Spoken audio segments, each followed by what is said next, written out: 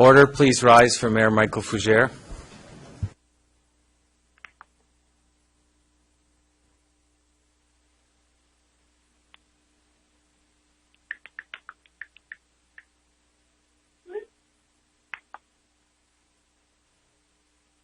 Please be seated.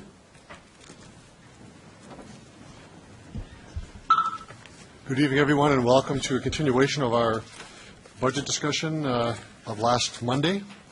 We have Councillor Young is joining us over the telephone, so she will be participating from time to time throughout the debate. So as this is a recess meeting, I don't need to go over any other steps to say that we're going to consider the last report on our agenda, which is CM 17-5. And Councillor Stevens, could you take my seat, please, for a moment?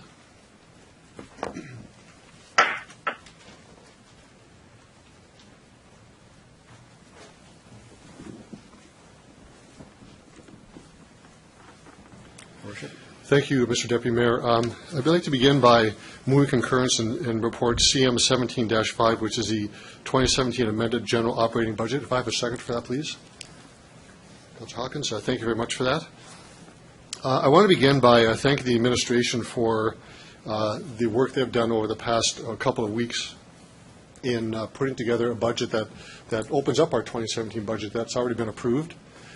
So thank them very much for the number of hours they've put together day and night and weekends working hard. So thank you so much on behalf of City Council.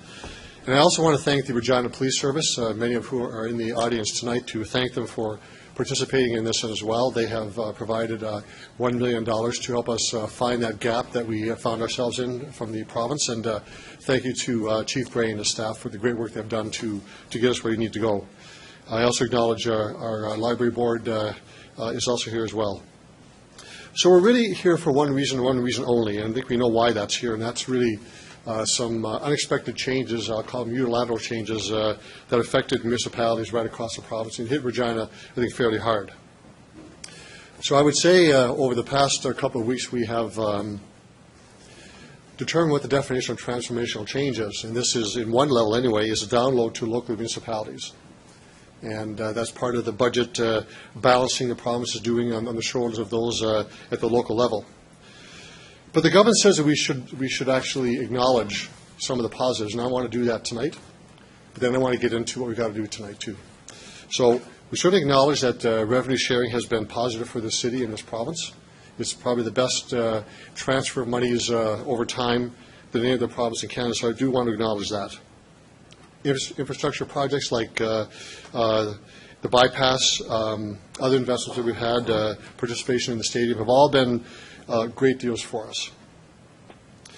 But what's caused us enormous frustration and anxiety for this council and the administration, I think the residents of Regina and most municipal governments, is the lack of consultation and coordination of how the province was going to go forward.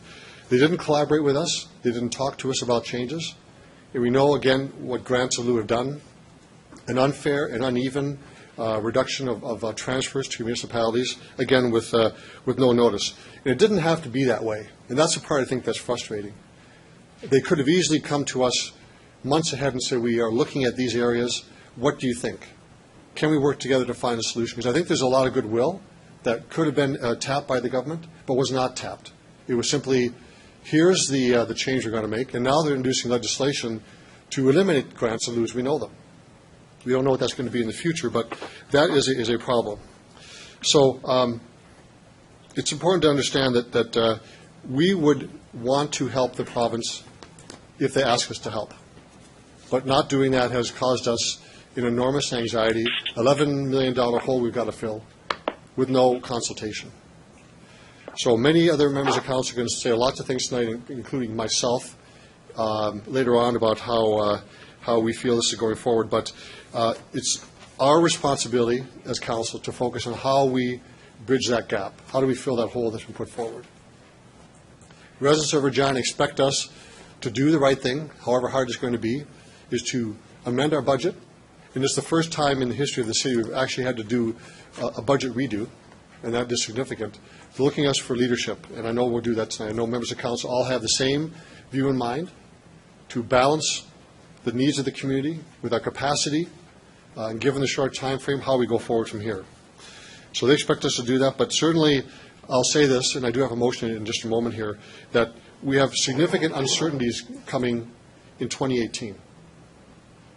And they are by no means less than today. They're actually probably worse next year than today, because we have no idea what revenue sharing is going to look like. The Premier has said that he thinks that revenue sharing, or PST, should be, look at that in terms of what the provincial revenue requirements are. That's a flag for this council and municipal governments across this province, that revenue sharing may well change completely.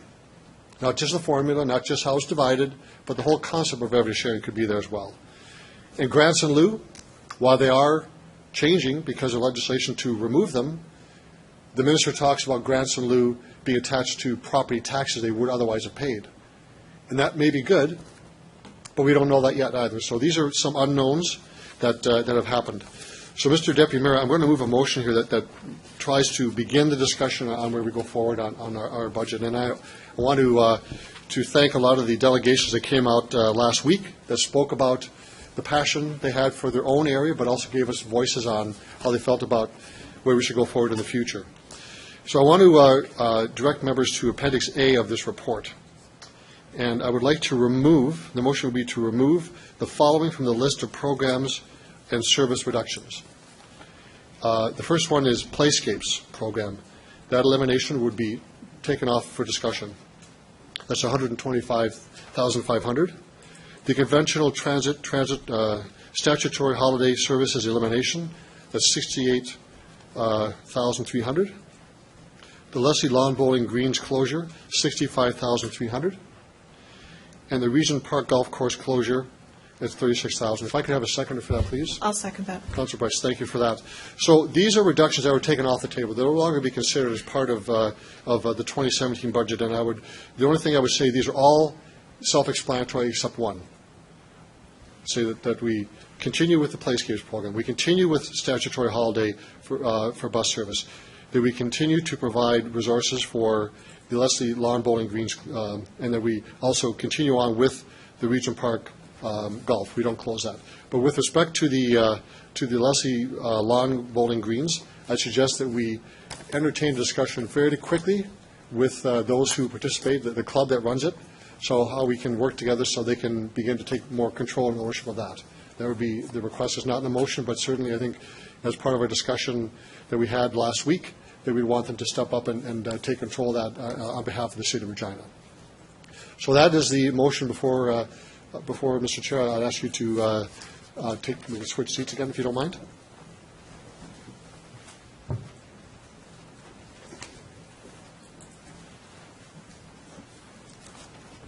Thank you, Councillor Stevens. The motion is clear. That's on the screen.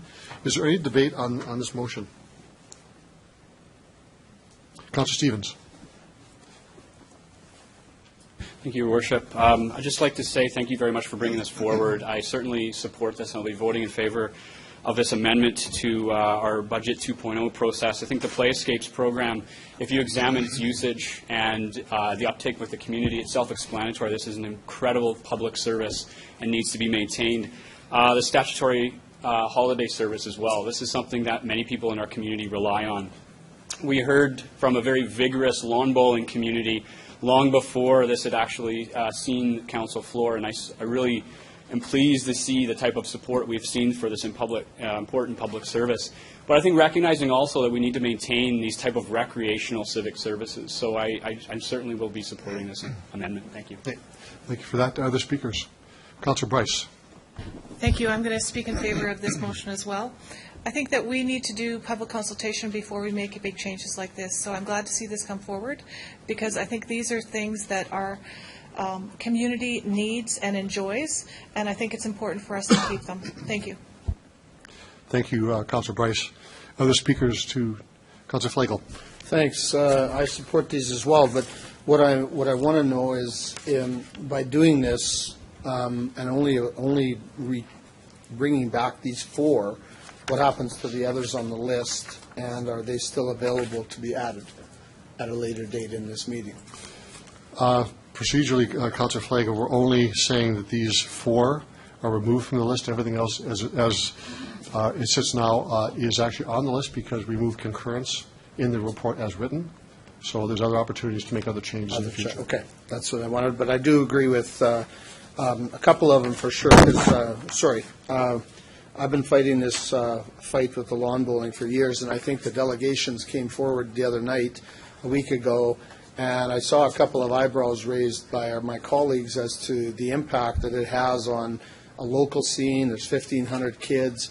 I think the lawn bowling is going to be here to work with what you're saying in a friendly amendment in terms of trying to put this all together so that they don't have to come back here next year and then we can say this. But when you talk about a world-class facility, we have them with the stadium and the Eventplex and the cooperators. This is one of those quietly world-class facilities that we don't know enough about, and maybe with this public engagement that's going on tonight, maybe their membership will go up, more students will be coming out. Region Park Golf Course, it's been on the blocks for a lot of years. I think once a plan is in place as to what's going to happen to the lands, whether it be community center, et cetera, I think it's always a good thing, other than closing it and forgetting about it. Thanks. Thank you, Councillor Flagel. Other speakers? Councillor Stevens, I'm going to ask you to let me close debate.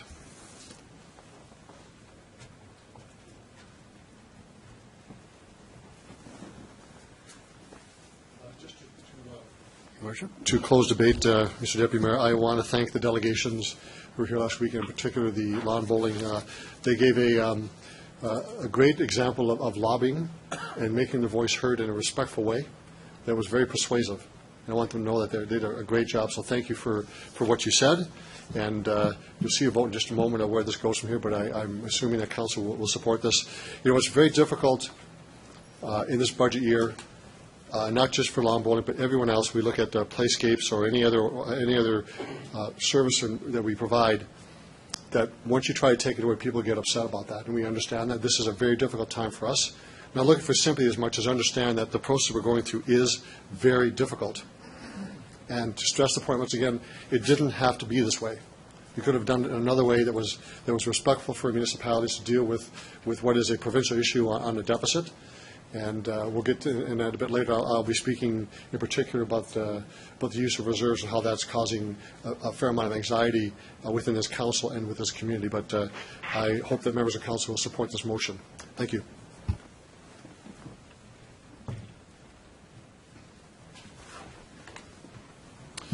So no other speakers on this amendment. I'll call the question. All those in favor? Opposed? That's carried unanimously. So just for those in the audience, and of course as a reminder for members of council that we have a number of speakers and there may be other changes that come forward, so we're going to slow it down a little bit because there's implications for each motion that go forward. So I want to make sure that we understand, the administration has a chance to tally, and just as important that the members in the audience understand what exactly we're doing here. So, speakers, Councillor Bresciani. Thank you, Your Worship. Tonight, I want to say, first of all, thank you to our administration. You guys have done a wonderful job in all the number crunching and answering all the questions and trying to really come up in 2 weeks and trying to get us some answers of how we are faced with these budget decisions. So tonight we are faced with making some tough decisions.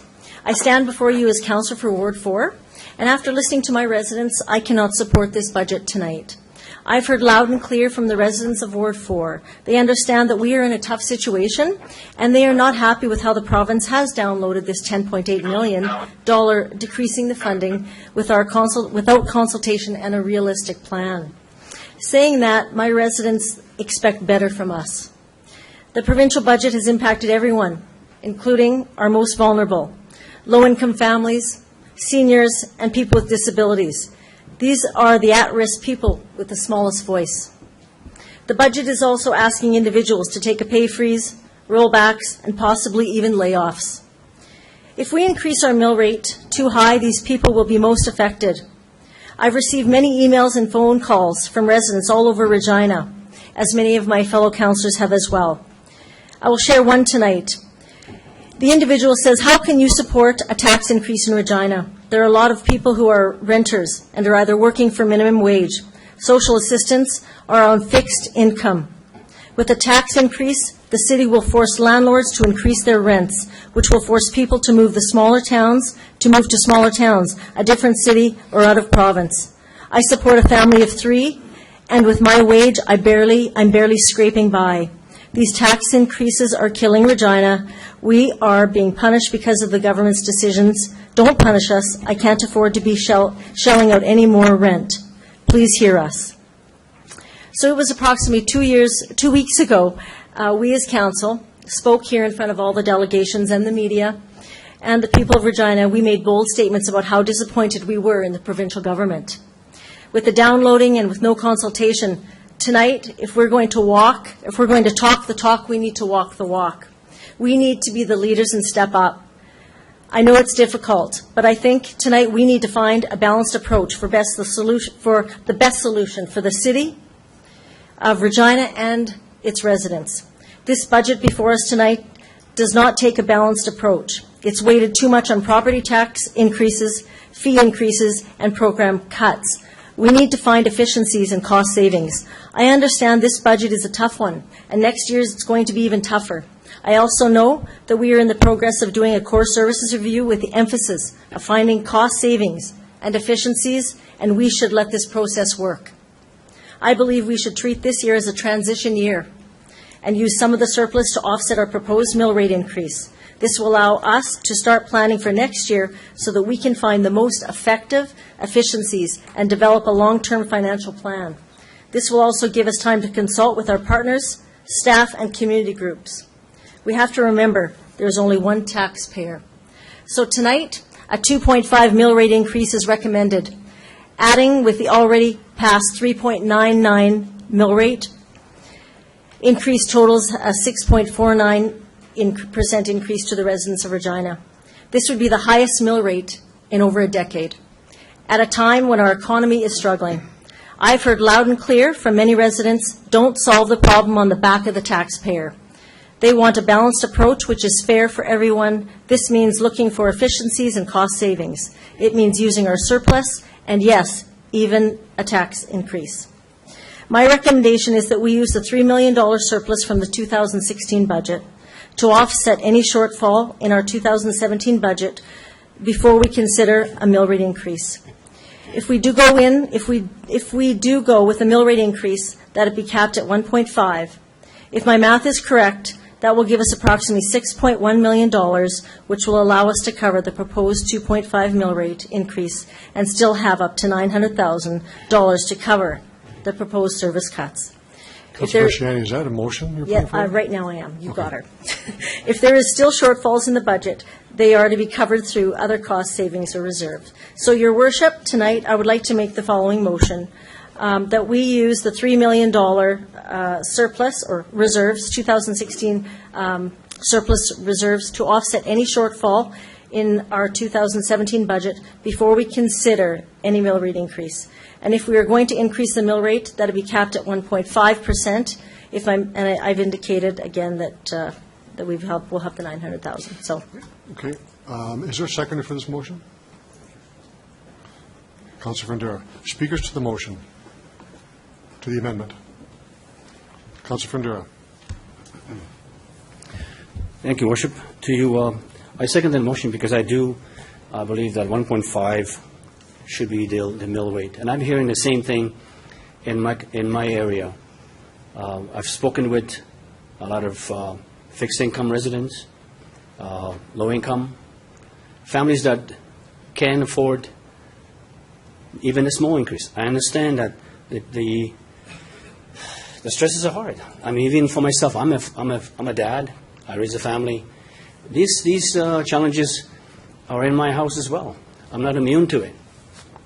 So it's difficult. I know that we need to look at budgeting more than just 1 year. We're going to look at, for my house, I budget 4, 5, but this is unique. This is different. Everyone's surprised. So we're not the only ones here around this oval here that are surprised of what we need to do. We all have to budget. We all have to figure out what we need to do. It's not easy. But in my comment, I would like to ask a question. I know that we're going to be thinking about next year. We're not going to talk about next year, but thinking about next year. So for now, we're dealing with, and I'm talking about dealing with today, to worry about 2017, and we'll take care of 2018. And for me, it's difficult to look at, if I'm talking to a citizen and to ask them, what are you going to do next year? They don't know. They don't have an idea where they're going to get their money to worry about next year. So let's look at it this year. So just because we're talking about not to kick the can down the road, and if we're going to kick the can, then all we're doing is hurting the people that are closer to us. I know it's hard.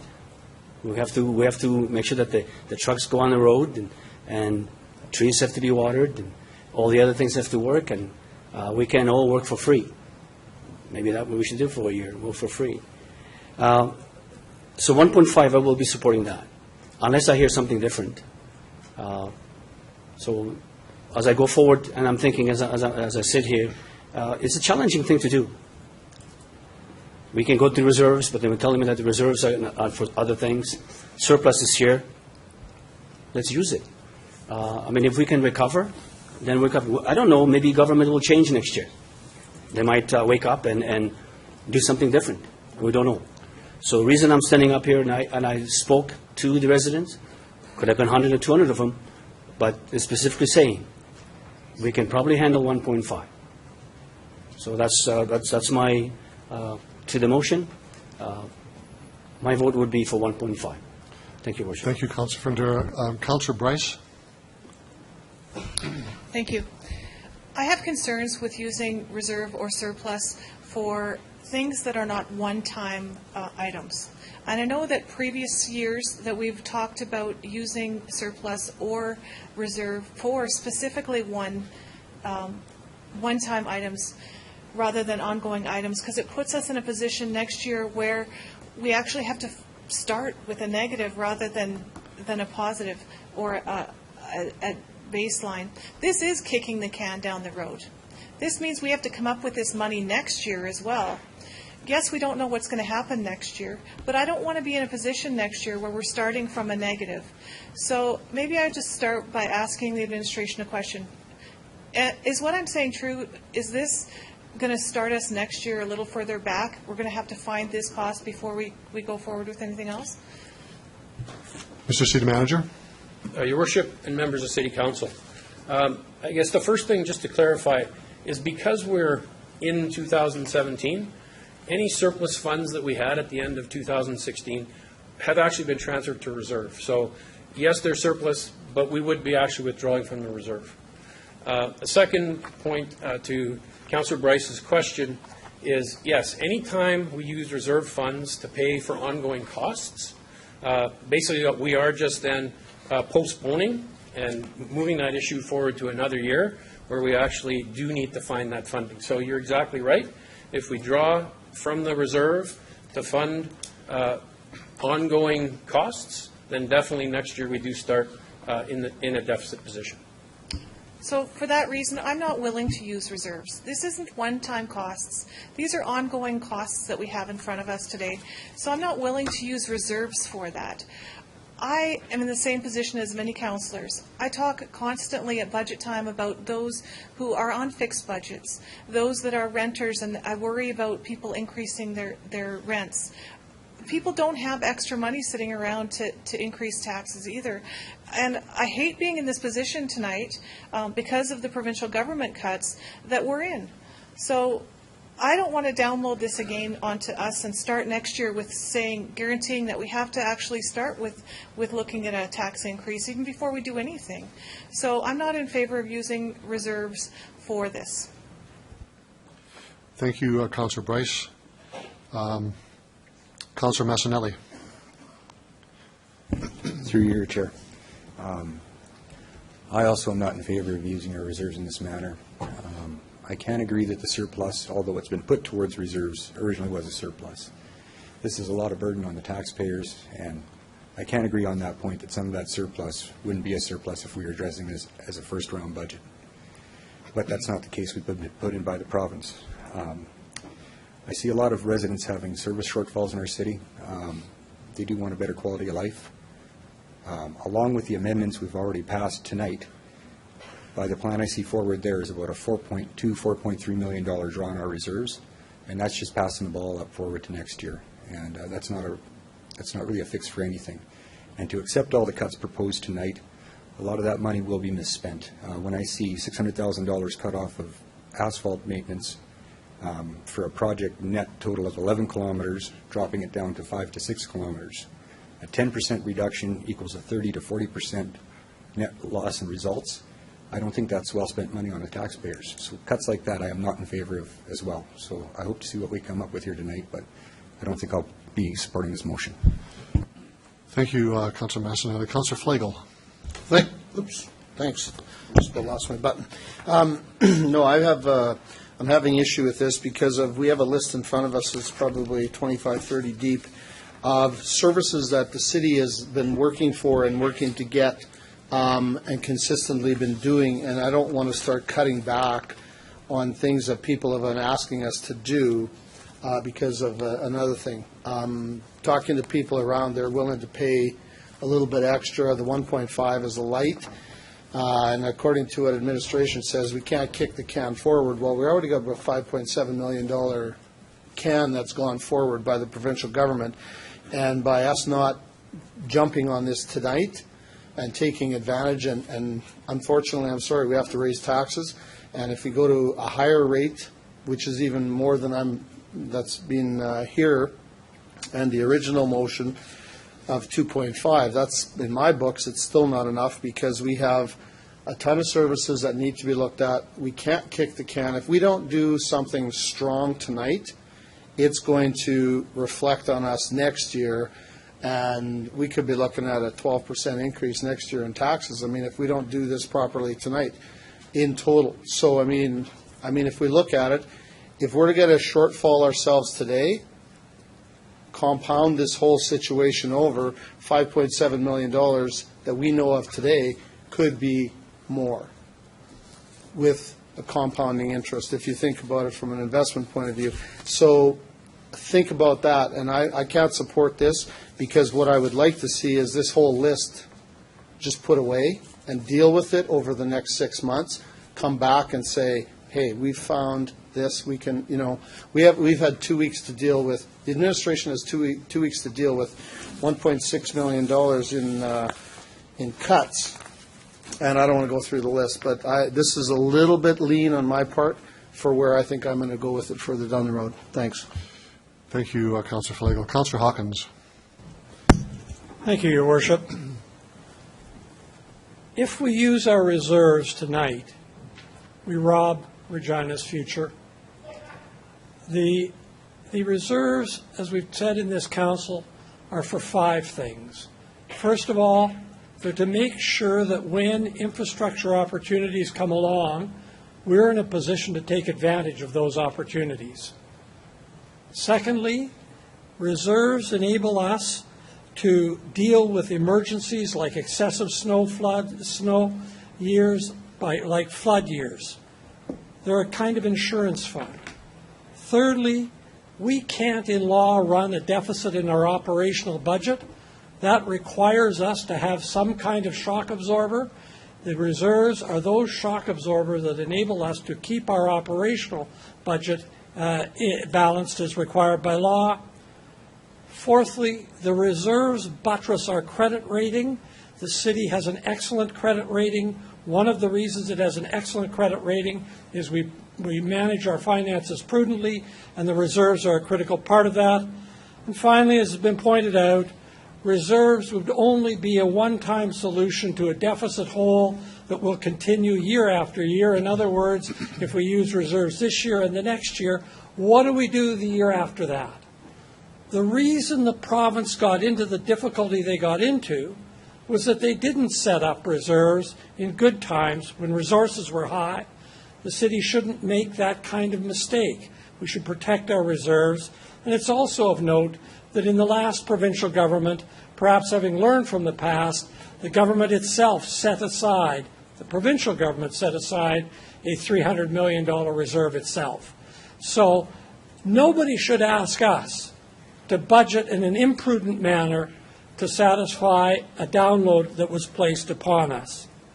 So I'm not in favor of robbing our reserves. Our reserves are there to build a strong Regina, to build a Regina with infrastructure which we paid for, to build a Regina for our children and our grandchildren. As for the 1.5% tax increase, I favor the administration's recommendation of a 2.5% mill rate increase on top of the mill rate increase recommended last February. 2.5% is a balanced approach. It says about 60%, maybe a little less, of the whole that we've inherited from the provincial government. About 60% of that we raise through increased taxes. About 35% of that we raise through service cuts, and about 10% of it we raise through efficiencies, additional efficiencies, in addition to the 2.5 inefficiencies that we already highlighted in our earlier budget. That's balance. I don't want to tinker with that balance. I hear what you're saying about how difficult this is for people on fixed incomes, for elderly people, for people who are in difficult times. We're not going to be able to help them by putting this off to tomorrow. It'll just make it worse. Sometimes politics is hard. It's hard tonight. I think leadership requires us to step up and do what we have to do this year so that we can get on next year rather than loading everything off into the future in the hope that the magic fairy wand will strike and everything will be fine. That doesn't work for me for budgeting. I support keeping our reserves whole. I support 2.5% increase, and I think that the administration has presented us a balanced budget. I can't support this motion, Your Worship. Thank you, Councillor Hawkins. Councillor Young, do you have any comments?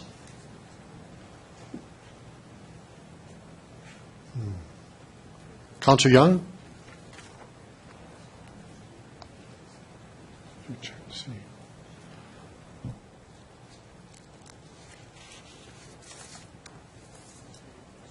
We can get her back on the line here. Other speakers? Councillor Murray? Through your worship, thanks. I also am unable to support this motion, and the reason why is that I talked about it 2 weeks ago when this first became an issue. We talked about the concept that this is our savings account. We can't use it for monthly expenditures. On top of that, people have said, well, this is an emergency. This isn't an emergency. An emergency is the Fort McMurray fires. When people came here, how did we house them? We used our reserves. This is not an emergency. This is a provincial download, and we need to look out for our future. So I can't support this. Thanks. Thank you, Councillor Murray. Other speakers to the motion? Councillor O'Donnell. Thanks very much. I was reminded today it's springtime in Regina, and I got an email from some very nice people who said, how come my road isn't getting fixed? Like, it's been like this forever. And so my response, of course, was something to the effect, the story goes, the road probably was new in the 1970s. And in the 1990s, councils across Canada, not just Regina, said, let's come up with a phrase as to how we can avoid raising taxes called defer. Let's defer maintenance for another time. First point. Second point, I'm going to remind you of what we did at the last budget and what we accepted as part of our budget. Urban Connector Program, which was a gift from the province to give us 4 bridges, all in poor condition, at $6 million per repair. Last year we did one. It's in the budget again this year, and there are 2 more to follow. Mosquito control. Because there's no threat of West Nile, we're on the hook for $285,000. Paratransit, which is a provincial program. Total cost this year is about $55.5 million. The province is supposed to pay half of that. They're paying 18% of that. We pick up the rest. We used to be able to charge school boards for collecting taxes. That's going to come to an end. In fact, we now have to look after municipal reserves for new school sites.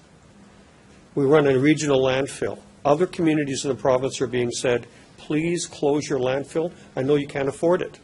Just send it to Regina. We have to look after that. And then in addition to that, we are where we are today. We have a federal government currently who is saying we want to build infrastructure across the nation. They don't often give us very much time, days to weeks, to say, we'll fund a project. Where's your money? That's what our reserves are. I'm very, very proud of the fact that we have reserves. We're one of the few places that has reserves. I'll protect them, will not support the motion. Thank you, Councillor O'Donnell. Councillor Young, do you have any comments? She's actually texted that she's unable to speak. She can't speak. Okay. I wonder if her phone's on mute, though.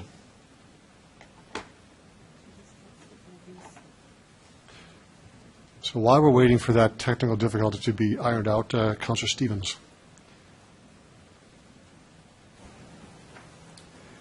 Well, thank you very much, Councillor Bresciani, for bringing this up. You and I have talked a great deal about this particular issue. I think we can recognize that we stand a bit apart on a lot of issues,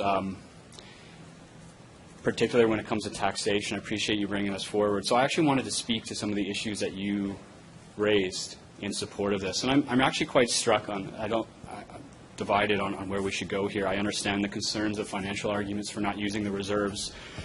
But I also hear from residents that want improved services, and this does cost money. We've also seen, as Councillor O'Donnell has expressed, the need to expand and to maintain. People don't want to initially pay for a lot of these services, but eventually we have to actually pay this bill. And I think people also want to see valuable services. And I think what I've seen from administration is there are attempts here to find cost efficiencies, to reduce the cost of actually delivering these services, and so on. But one of the issues that Councillor Bresciani raised, or one of the number of issues that we need to speak to, is how this disproportionately affects certain people. And this is through property taxes. Not unlike the provincial government's decision to use regressive taxation, consumption taxes to plug holes in their budget, sadly, these are the only tools that we have at our disposal. Provincial government could have found other means of actually raising revenue. We are stuck, because of a lack of understanding about how municipalities work at the provincial level, to use this regressive form of taxation. We should have massive provincial investments in affordable and social housing. We should start talking about how these costs will be downloaded onto residents because we have no rent control in this province.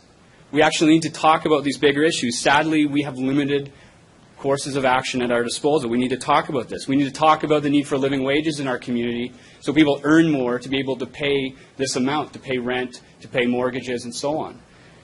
So I think the point here also is that we need to find new ways of raising revenue. We need to seriously look in the 2018 budget, and that's part of the report, at the ratio of commercial to residential property taxes. Is it fair? So this was difficult for me because of the points that Laurie had raised while we spoke about how this does disproportionately affect certain people. And we need to be mindful of that. We also need to be mindful as councillors that we're kind of in this for the long haul. Some of the decisions we make and some of the plans that we make, maybe my kids will experience that. This is stuff that we have to kind of have vision for and make sure that the city is adequately funded going into the future. Still on the fence about where we're going on reserves, but in terms of using the operational surplus that's in this motion and using that to reduce it to a 1.5% mill rate increase, I'm sorry, I cannot support that, even though you and I share the same conviction when it comes to the social justice implications of what this will mean. Thank you, Councillor Stevens. Councillor Young, can you speak on this? Can you hear? Can you hear me? Yes, we can. Wonderful. On the amendment, okay. Okay, yes. I'm not going to vote for this motion. Many people have spoken about all of the reasons why this just puts things forward into next year. And so I will save some of my comments for the main motion, but I will not support this one. Thank you. Thank you, Councillor Young. Any other speakers to the amendment? Councillor Bresciani to close debate, if you have any comments. Thank you, Your Worship. So tonight, I have to tell you that I heard and I listened, and it was my promise to my Ward 4 residents that I would be their voice. And that is exactly what I heard. And I'm not sure what others had heard, but that's exactly what I heard. And I also heard from many, many people that don't live in my ward, it was exactly that. And I think one thing that I really want to point out is this is a one-time thing. I agree it's not forest fires, but it is impact on our people. And our people are the city, and these are the people that pay our taxes, that pay our salaries. And so I think the only point I want to make is when we looked at doing the 3.99 and then you add on the 1.5, I said, you know what, when you look at across the board, for many people at this time when they are asked to pay cut, lose a job, or could be reduced, there are many things that our people are worried about. And I will also agree that this provincial government has delegated and downloaded to us. I agree. But I think that we can be better than that. And I agree that our reserves are there for infrastructure. They're there for all the other things. But we're talking a small amount in the big picture, is what I heard in a conversation. So, again, I will support that, and that's, again, that's what I heard from my residents, and I bring that forward tonight. Okay. So thank you. Thank you, Councilor Brashani. There's no other speakers. You've closed debate on the amendment. I'm going to call a question on the amendment, which is up on the screen. All those in favor of the motion? Those against? Councilor Young, how do you vote? Councilor Young, are you on mute?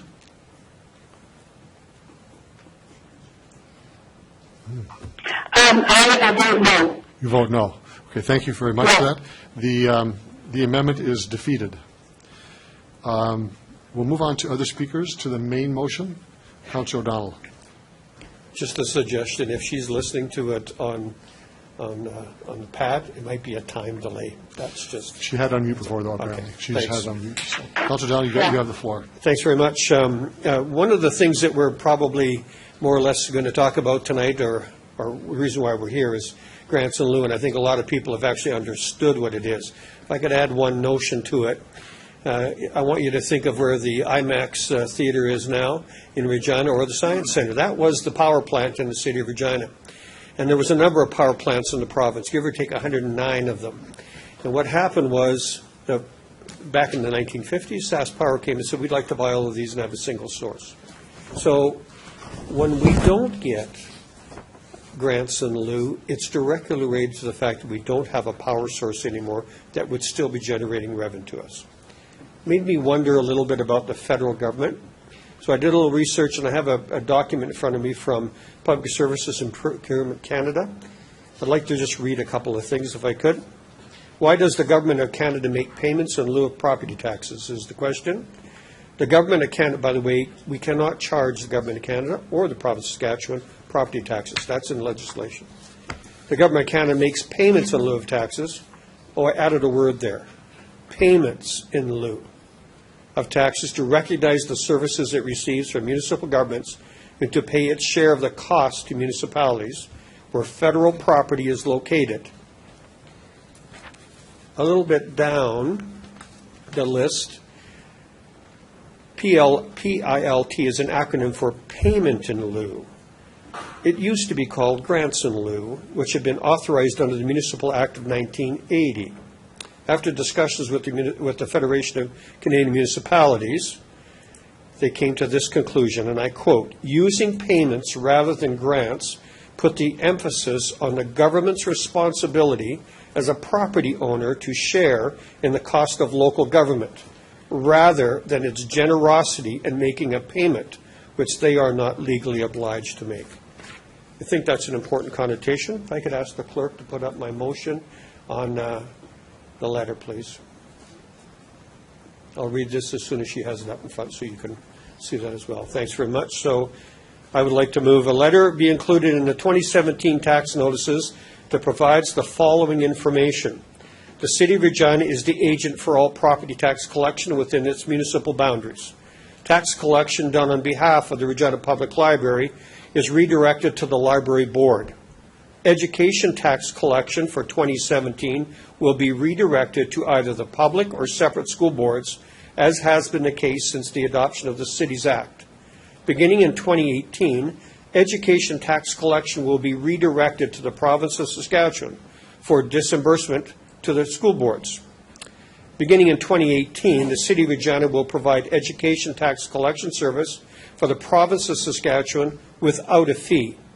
And number two, the 2017 tax notice issued by the City of Regina show in a separate line item titled Provincial Download the amount for the deficit in provincial funding, or, just to be clear, if there is an agreement tonight that there's a property tax increase. If I could have a second, I'll speak to that. Second for that, please. Councillor Hawkins. Thanks very much. You know that I brought some of this before, and so now I'm being a little bit more formal about immediately now. I still do not believe, and I found out again from a few residents when we discussed this, that people do not understand that we are simply an agent for collecting taxes. We keep our own municipal, hand it over to the library board, but we also then hand it over to the school boards. Next year, it will not be the case. It goes directly to provincial government.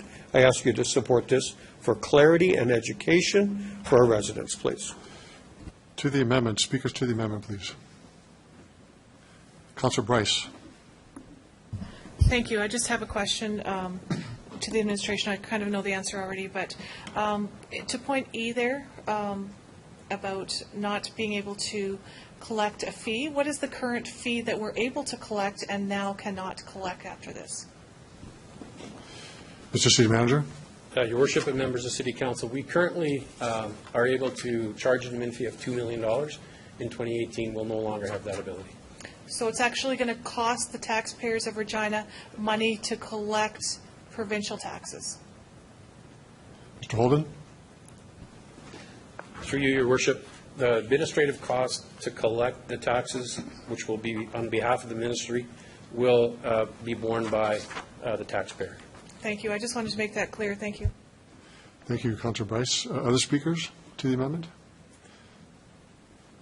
Mr. Stevens, Councillor Stevens, would you take my seat for one, please?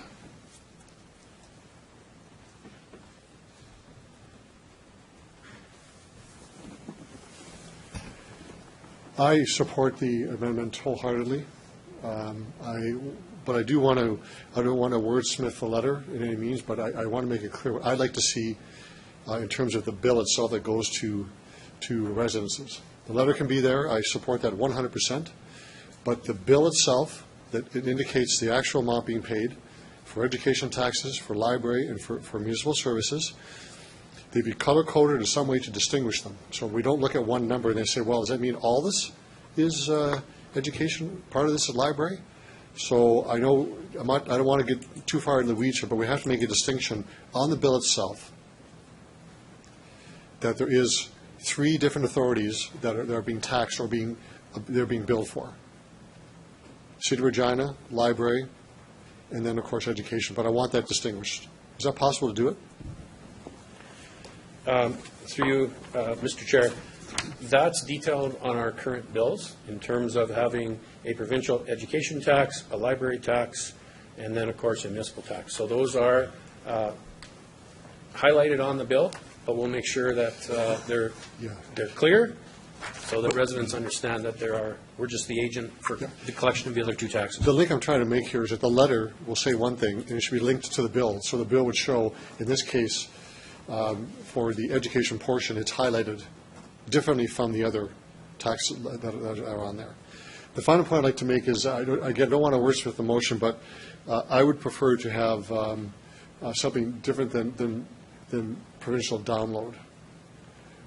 Provincial levy, as an example. Download is a pejorative term. I'll live with it, but I would suggest to the mover, if he would be amenable to a change to say something different than download. Provincial levy. To me, that's more authoritative in what it's saying. Download is a result. The levy is the cause. So that would be to Councillor O'Donnell. I'm aware of some discussion on the word levy, so I prefer to go there first before I answer. Mr. Holden? So through you, Mr. Chair, I would ask Byron Wary just to provide some commentary around levy, as this won't be a levy. It's language that we should probably stay away from. Mr. Wary?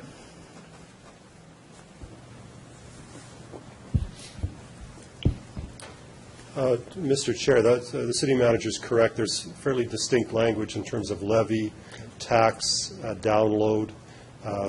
We would recommend staying away from the word levy because it does have a specific legislative meaning that is not correctly captured. That's fair enough. That's good. I will support the amendment.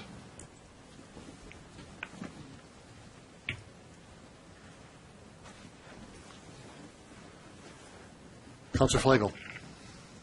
Thanks. A couple of things. I've been thinking about the bill as well.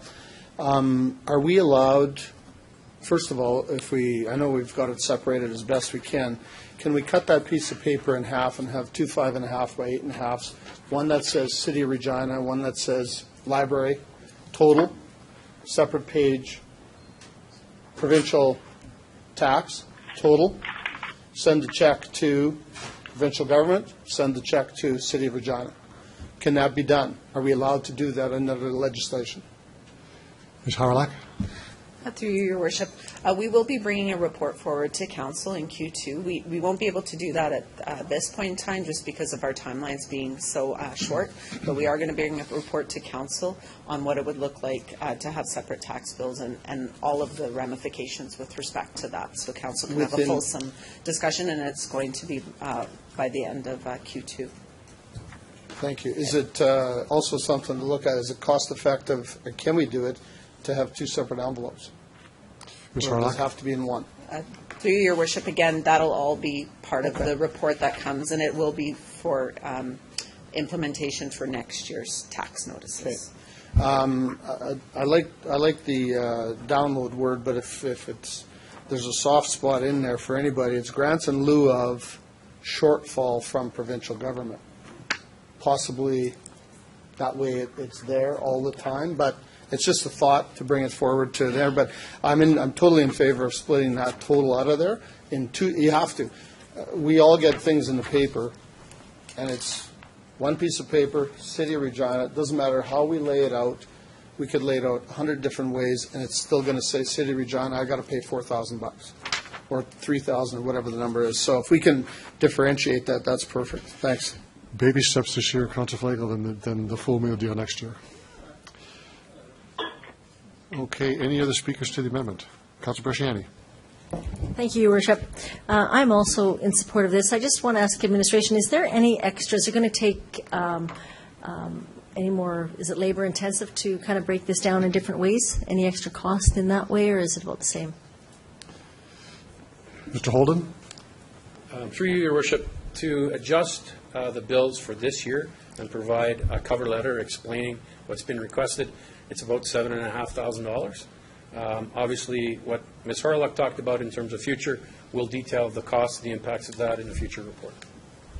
Perfect, thank you. I would for sure, I know we're not talking about it today, but I would not be in agreement to have 2 separate bills just for cost. And I really would like us to start looking at e-bill. I think we're starting a little bit of it, but really moving there because we're going to be having to look at ways to save costs. That's it. Thank you, Councillor Bresciani. Other speakers to the amendment? Call the question. All those in favor? Opposed? That's carried unanimously. Councillor O'Donnell, you have about 2 minutes to go on you're fine? Okay.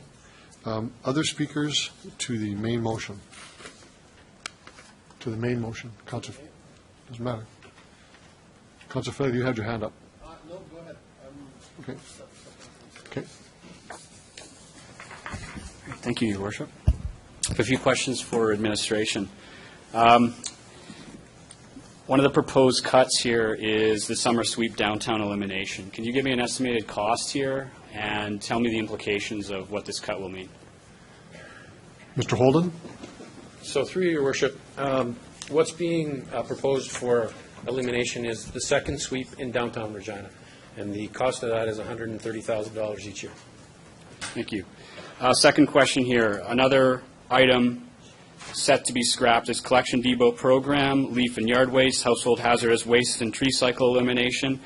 Could administration please give me an estimated cost and tell me if this is a one-time or an ongoing cut, please? Mr. Holden. Through you, Your Worship, the reductions in terms of the Collection depot is $400,000. The reduced recycling communication is $100,000. And the reduced recycling public outreach to schools is $30,000. And those are one-time reductions for this year. And obviously, we'll be looking at whether or not we can afford to continue those as we bring forward our 2018 budget.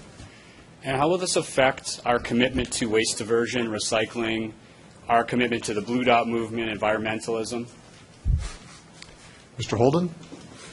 Through your worship, those initiatives are contrary, obviously, to the initiatives that we're trying to advance in terms of, protecting the environment. So it's unfortunate that those are on the table. But at this point, we're faced with some tough financial decisions, so they're there, and they're there as one time for this year. Thank you.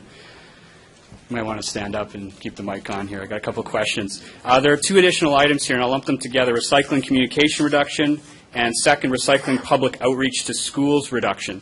Can you tell me how these cuts fit into our broader recycling and waste diversion strategy, and what the implications of these cuts might be? Mr. Holden?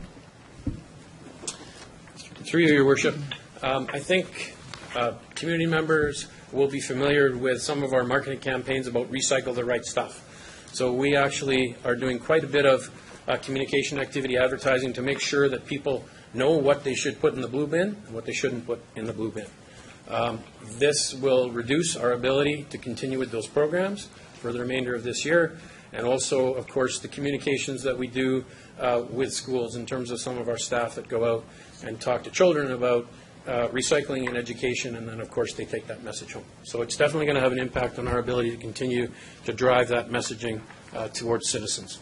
Thank you. And just to be clear what the cuts mean, and you did reference this in your response, this is staff as well as perhaps social media. So this is a mix of of labor as well as promotional activities, correct?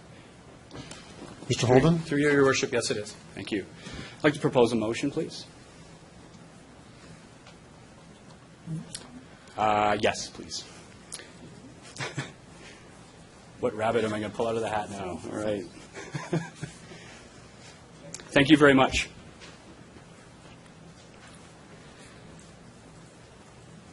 Could I get a seconder for this motion, please? Okay. Councilor Massanelli? Thank you very much. So initially, we started with playscapes, transit, lawn bowling, Regent Park Golf Course. These are things that are kind of on the front line of civic activities, important public services if we think of transportation and so on, things we regularly see on an ongoing basis. Some of the stuff I'm proposing here is a bit less sexy. We're talking about a second sweep downtown. I think the downtown, along with Wascana Park, especially in the last decade, has become another gem in the jewel, or sorry, another gem in the crown of Regina. I think it's a very important institution. The Downtown Business Improvement District has done a great deal of important work advancing that as really a pillar in what we offer in the city. I think the sweep is important. Everybody can probably agree that Regina is a dirty place. And I've heard residents all over the city ask for 3 or 4 or 5 additional sweeps in the city. We can't be in the business of cutting this. The Collection Depot program, and I'm a bit inspired by the spirit of Mterra and recycling when I had a chance to visit that facility and saw the excellent city staff who are really liaising with the recycling facility, but also the work that the city staff do at the waste, at the dump. This is important. We can't turn the clock back. Pardon me for saying this, but Regina is very far behind, I would argue, behind other municipalities when it comes to environmental initiatives and recycling.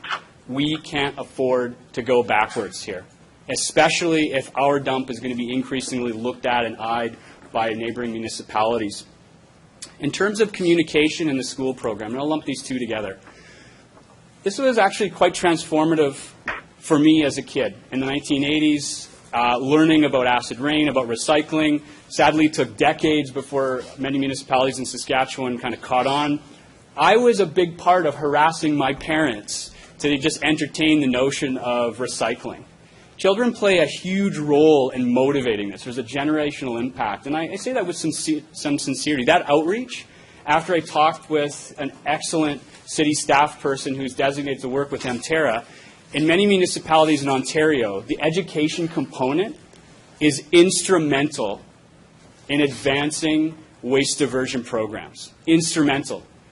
Politically, but also in actually getting people to use the existing infrastructure. We can't go back on that. Again, we're turning the clock backwards here.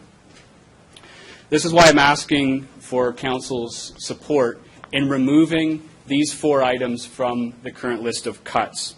And if I could ask administration again, can you please give me the total costs associated with this, just to make sure that everybody in the audience here can hear the math, and what this is equivalent in terms of a mill rate increase? Mr. Holden? Through you, Your Worship, the total is $660,000. And just to point out that the summer sweep in the downtown, the elimination of that was an ongoing, where the other 3 were one-time. But the $660,000 is the equivalent of 0.31% on the mill rate. Great, thank you. I think Council has heard from me on why I think we need to keep this going. Again, we can't turn the clock back. This is incredible work that's being done by the city, and we can't let this go. I know a lot of it happens behind the scenes, but I encourage Council to support this. Thank you, Councillor Stevens. Speakers to the amendment. Councillor Flagel. Thanks. I'm in support of this because it's shortening this list of cuts. And one of the things I'm in favor of is because when we first started the recycling program, we spent, I don't know how much money, but every time I turned around, it was about the 3 R's, the 3 R's, the 3 R's. And I can't remember what the third one is, but reuse, recycle, what's the third one? Reduce? Reduce. Anyway, I couldn't remember the third one, but we got that hammered in us, pamphlets, TV, everything. We're finally getting a level of service that the recycling side is coming better. Mterra is helping us out with that, all kinds of things. I think they're at a 15% garbage rate of things that have gone out to them, and they have to take it back to or 9%? I forget what the number is. Can somebody clarify that for me? What's the garbage rate that goes from Mterra to the dump? Ms. Gizmo? Through your worship, it's 10%. 10%. When they first started, it was probably 40% was going to the garbage because people just didn't know.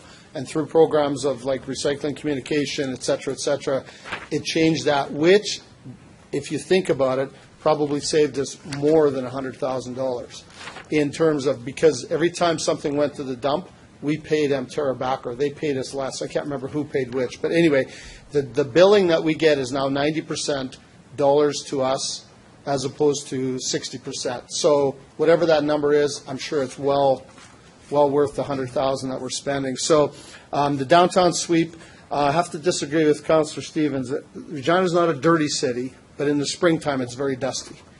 And we need to get that cleaned, and we need our residents to also take a look, because we're still seeing people drive around throwing garbage out the window and it blows out. And then I've gotten a call, and I did a story on it a couple of years ago, and they said, how do we go after the big box stores for all the paper bags that are around and the plastic bags that are stuck in the grocery stores? Well, I said to the media, I said, it's not the stores that are going out, walking out the door and throwing it up in the air, blowing it around. It's the residents of the city. So we need everybody to take a little bit of a caution when it comes to garbage, and that'll help everything. And this whole downtown cleaning, residential cleaning, peripheral cleaning around the outside of the city, it all has to do with us doing a better job as citizens. Thanks. Thank you, Councillor Flagel. Councillor Young, do you have any comments on this? I certainly think that I don't like to see recycling communication stopped or outreach to schools. But if I heard correctly, this is a one-time thing. It's not ongoing. So if we start picking things off of that list, there are several that I have concerns about. One is asphalt, because I don't like to see anything that might help our roads be fixed to be cut at all. But I realize that we do have to cut some things right now, and that we have more to look at for next year, and we will have other ways of looking at this. So I don't think I will support this motion. Thank you, Councillor Young. Other speakers on the amendment? Councillor Massanelli? Through your chair. I also noticed a lot of people have called me with the size of the collection bin they now have at their house to eliminate the leaf and yard waste. I think would be moving backwards when we've already altered the size of garbage pickup we do. We took steps down towards a program. To turn our tail now and go in a different direction would be shoestringing our residents. The summer sweep, I think, is necessary. We should have pride in our city. We should have pride in where we live. And I think that's one of the things it takes to show it.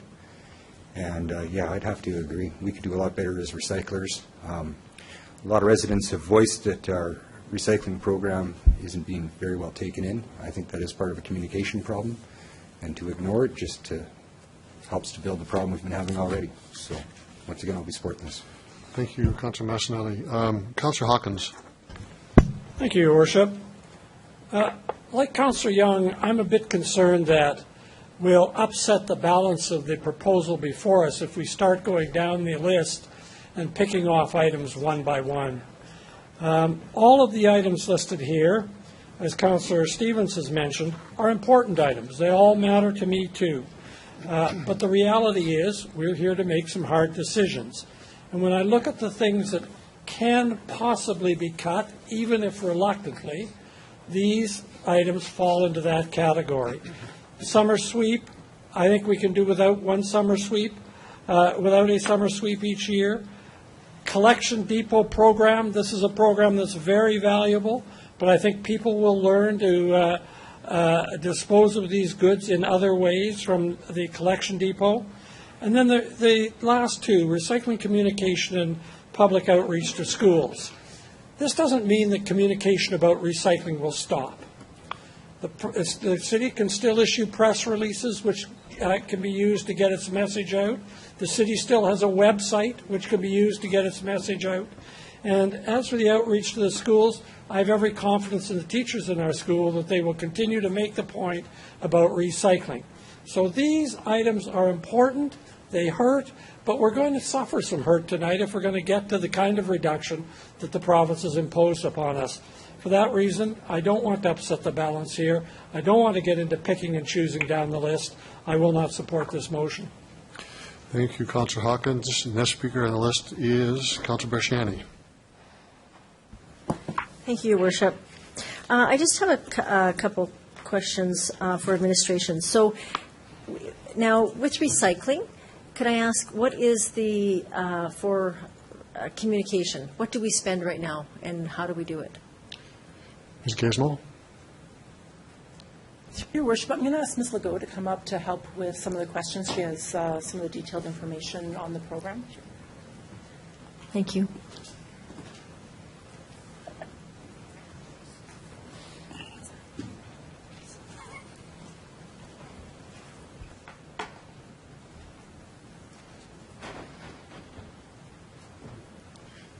Ms. Legault.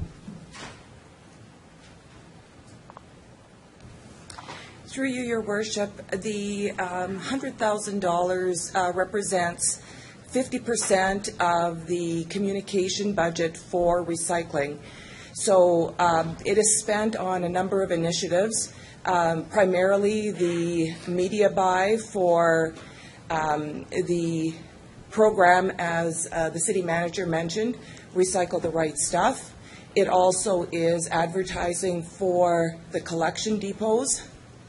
And any other initiatives that we have throughout the year that we feel requires a broader audience, which we can reach through TV and radio, newspaper.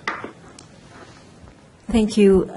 Through you, Your Worship. So is there any other advertising we do, any other budget through recycling at all, or is this it? The whole city, this is what we do for recycling, is the $100,000 only? Ms. Legault, I think she said this was half the budget. So, Ms. Legault? Through you, Your Worship, as the city manager mentioned earlier, we do reach out through our website and social media. We also use PSAs and any other vehicle that's available to us to get communication out to the public. Okay, thank you for that. I too feel very strongly that we are very, very behind in Regina in our recycling. And what I mean by that is it's more in the education. I still talk to people today, and they still do not know what is allowed to be recycled. There are still people throwing those white bags in the recycle bin. And honestly, and it's just education. And that is when I went to tour the recycle with Mterra, and they were, our city staff there gave us a tour, and Ms. Legault was excellent, so I want to thank you for that. But you know, that is a huge piece, and we did talk about that education is key. And if we want to make any changes of moving forward, and that's something that we talked about, I think that's one thing that I think we for sure need to keep. And I, as well, for students, I remember my son coming home and telling me about recycling a few years ago. I mean, quite a few years ago. And that's how we got started. It was through the children that how important our earth is. So I think that's something that I don't want to stop either. So I do want to support this. I just want to wait to see how we decide how we're going to fund it. But thank you. I think this is good. Thank you. Thank you, Councillor Bershani. Councillor O'Donnell. Andrew, very compelling arguments. Thanks for that. I want to go back to when we introduced curbside recycling to the City of Regina. And at that time, and you'll notice also in the appendix, that we openly talked about we have to get to a point where we don't have garbage pickup all the time, and that people have to start making choices. And so one of the things that's in the appendix as a recommendation is that we alter solid waste collection to a biweekly schedule in the wintertime. There are other communities in Saskatchewan, actually beyond Saskatchewan, that do that. And I'm going to take it that from there's a practical approach. I don't have garbage all the time in the wintertime. I better look more at recycling. Maybe I have an onus to look into what can be recycled and take responsibility for that. With that, I can't support it this time because of this year. We'll look at it in the future. Thank you, Councillor O'Donnell. Councillor Murray. Thank you, Your Worship. I've got a couple questions for administration on this one, but I'll just talk about it first. So the summer sweep elimination for downtown, we do currently have a spring sweep beforehand. Now, this would be a summer sweep. Now, we heard from Regina Downtown Bid that they would attempt to try and pick up the slack for this 1 year. The other two items at the lower edge here, recycling communication and recycling public outreach, I understand the need for them, although they're not tangible in my mind this year because they don't directly affect what we're looking at. The next one that I am concerned about is our collection depot program, and because of that I want to ask, where do these items go to if we eliminate this? Mr. Holden. Through your worship, the risk is that these will go to the landfill and put stress on the landfill because there really aren't any other options. The other risk, of course, is that people would choose to dump materials in vacant lots, etc. Okay. So the challenge here is that if we eliminate this, people are going to be forced to send these items to the landfill or dump them illegally, which, again, we don't want people doing. Mr. Holden. So I'll ask Ms. Legault to add further comment. Ms. Legault. Through you, Your Worship, the city manager is correct with regards to the leaf and yard waste. Currently, the material collected through the depot program is diverted to a composting facility just outside the city that turns the material into nutritionally rich compost, and then is sold to the public sector. With regards to the household hazardous waste, there is actually no collection or disposal available to anyone in the province with regards to household hazardous waste without going through a hazardous waste collection and disposal company. So the material that we collect through our household hazardous waste is handled by a company out of Saskatoon. The material is then disposed of environmentally. Our concern with household hazardous waste, as the city manager said, is the disposal of the material in the landfill. Most hazardous wastes that we receive are liquid waste, and our concern is for disposal through the domestic and storm sewers. Thanks for that. My last question is going to be, are there private enterprises that people can take these to? That's what I'm gathering that you said. Ms. Legault. There are some private companies that take specific items, such as used engine oil, but it is not as broad as ours, which takes in things like solvents and pesticides and other materials that are hazardous both through landfill disposal or wastewater disposal. Okay. Thank you. With that, I'd like to put forward, if I may, I don't know the procedure, put forward an amendment to the amendment. You can do an amendment to the amendment. Okay. So my amendment would be that we actually remove the summer sweep elimination, the recycling communication reduction, and the recycling public outreach, and we keep the collection depot program. And the reason for that is because it does have a direct effect, and I would like to put that amendment on the floor. Do I have a seconder for that? There isn't. We're doing what's called an amendment to an amendment, so it's only the issue that Councilor Murray's raised. We go back to the amendment after that. You'll second it? Okay. Speakers to the amendment. To the amendment. Councilor Stevens. So just to be clear, that we're only speaking of removing the hazardous waste and tree cycle elimination. That's the only one we're speaking of removing. We're keeping on, so. Yep, thank you. I appreciate the gesture in reviving part of this, this motion. I think one of the big issues with recycling is it's always too easy to sacrifice immediate interest at the expense of the long term. That's how it always works. That's why we don't have these programs and why we're at the stage that we are. The timestamp on the civic recycling program is 2013, which is probably about 30 or 40 years behind other urban municipalities. I would need to see education going forward for this year. I understand this is one time, but I also recognize that getting rid of things is a lot easier than bringing them back.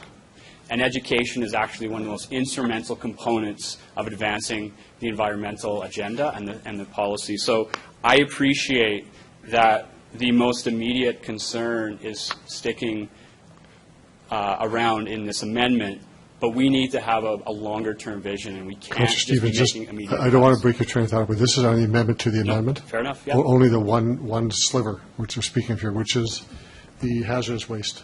That's correct, yeah. Okay. What I'm saying is that we need those other components in this if we want a proper green initiative, recycling, and waste diversion strategy. We can't forfeit those other issues. Thank you. Okay. Thank you, Councilor Stevens. Councilor Flagel. Thanks.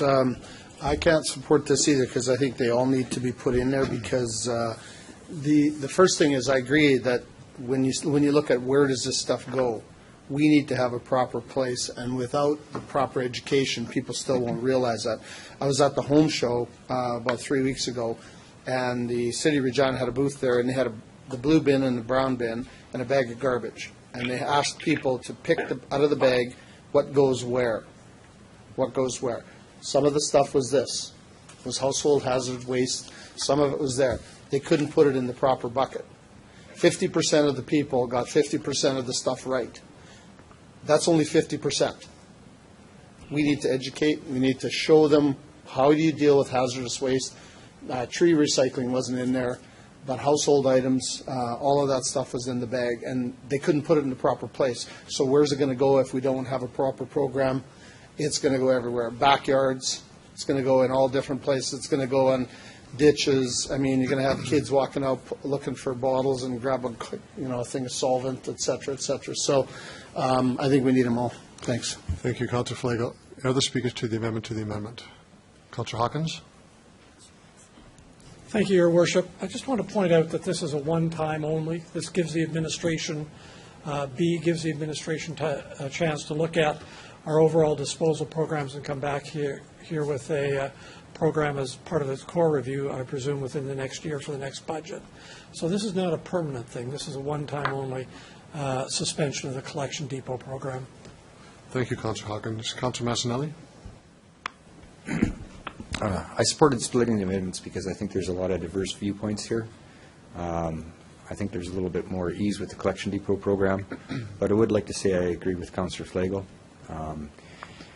The amount we're saving on the communication programs and the outreach programs probably is far less than what we spend on the mistakes people make in their recycling habits. And trying to keep things proper for the city. So my intention was to give people options, but I will support both of these amendments. Thank you, Councillor Masson. Other speakers on the amendment to the amendment? All those in favor? That's Joel's. Opposed? I vote no. Pardon me, No. Council? You vote no? Okay. Those opposed? The amendment to the amendment is defeated. Back to the amendment from Councillor Stevens. Other speakers to Councillor Stevens' amendment? Councillor Stevens, can you take the chair, please?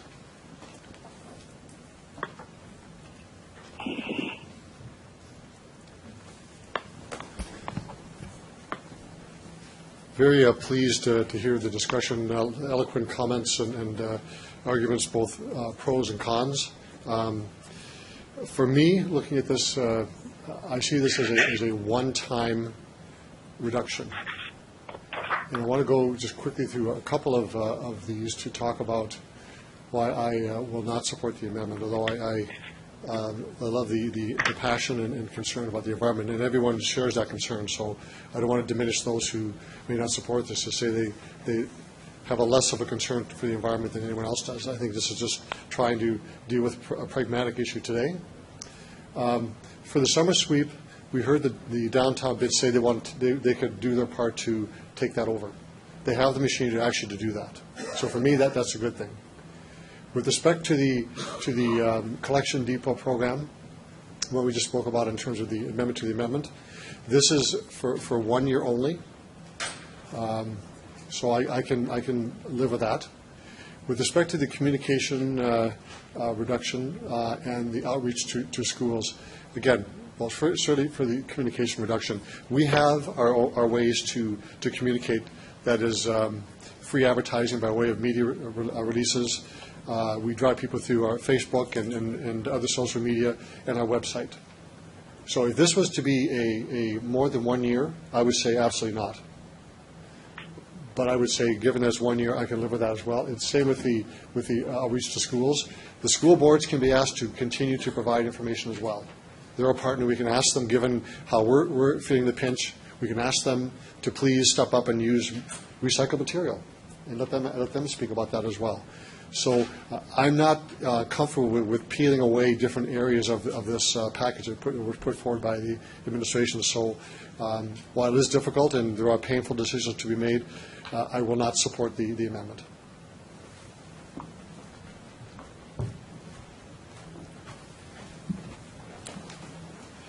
Other speakers to the amendment?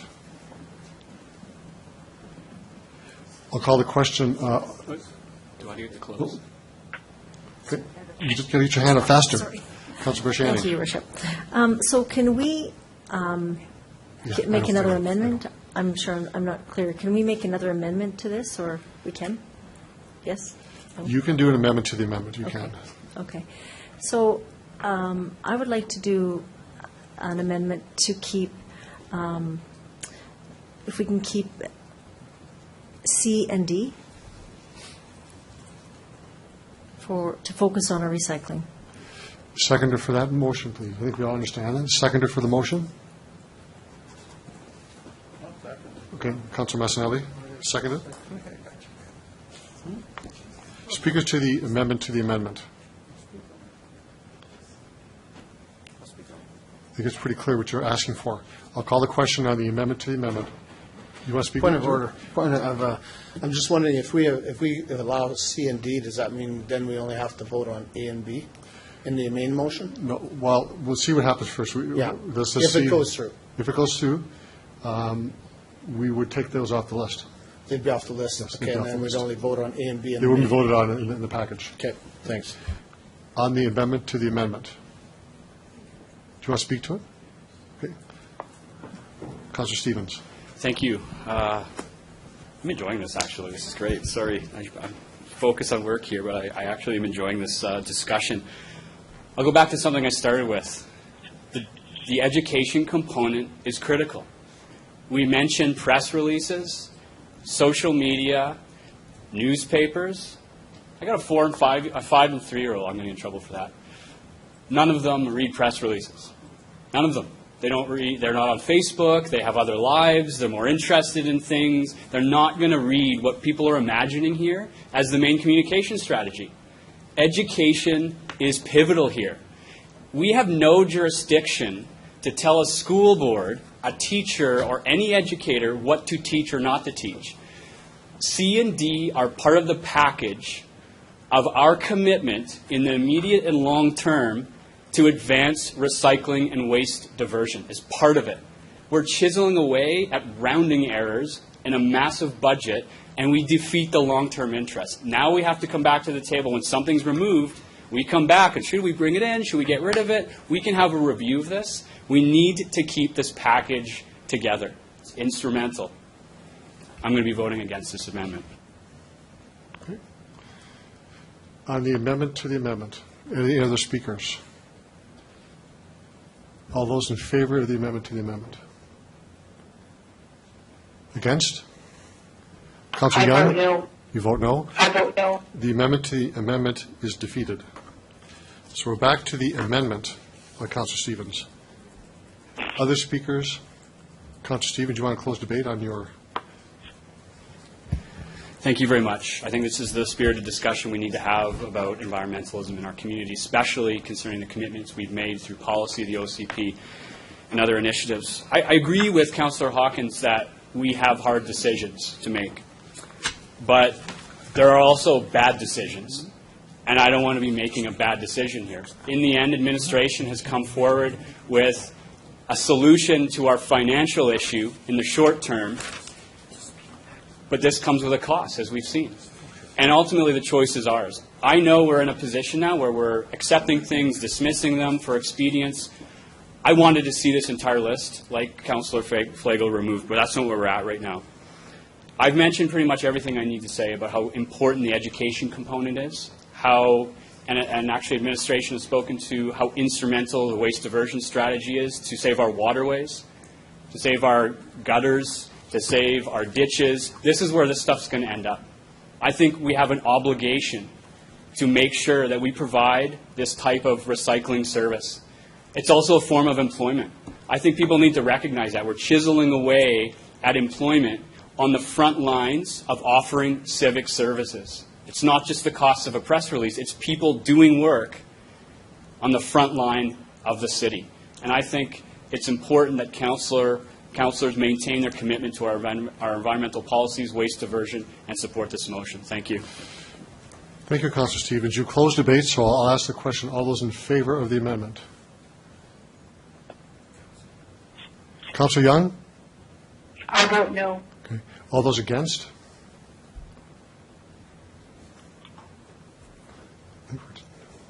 We're tied. Was it 6-4? Okay. The motion is defeated in 6-4 vote. Thank you, Councillor Stevens. You have some time left on your main motion discussion if you'd like. Okay. I think Councillor Flagle, you're next. Well, no, well, you came to me and said you wanted to speak. No, he wanted to speak. Okay. Councillor Masnelli. You shouldn't speak for him. He speaks for himself, actually. He speaks for himself. Jerry's got my back. Go ahead. Check who's on the list. Do you have a motion there? Fair enough. I guess in starting, I'd like to thank administration for all their work. I know it's been a busy couple of weeks for you guys. I also seen the concessions you made for us to try to get this budget under control on your own paychecks, so I appreciate your commitment. I'm not a fan of the cuts you guys provided for me.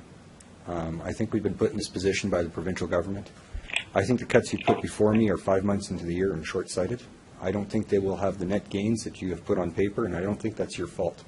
I think that's because we're in a reactionary situation, and we're reacting to an unfair situation brought upon us by the provincial government.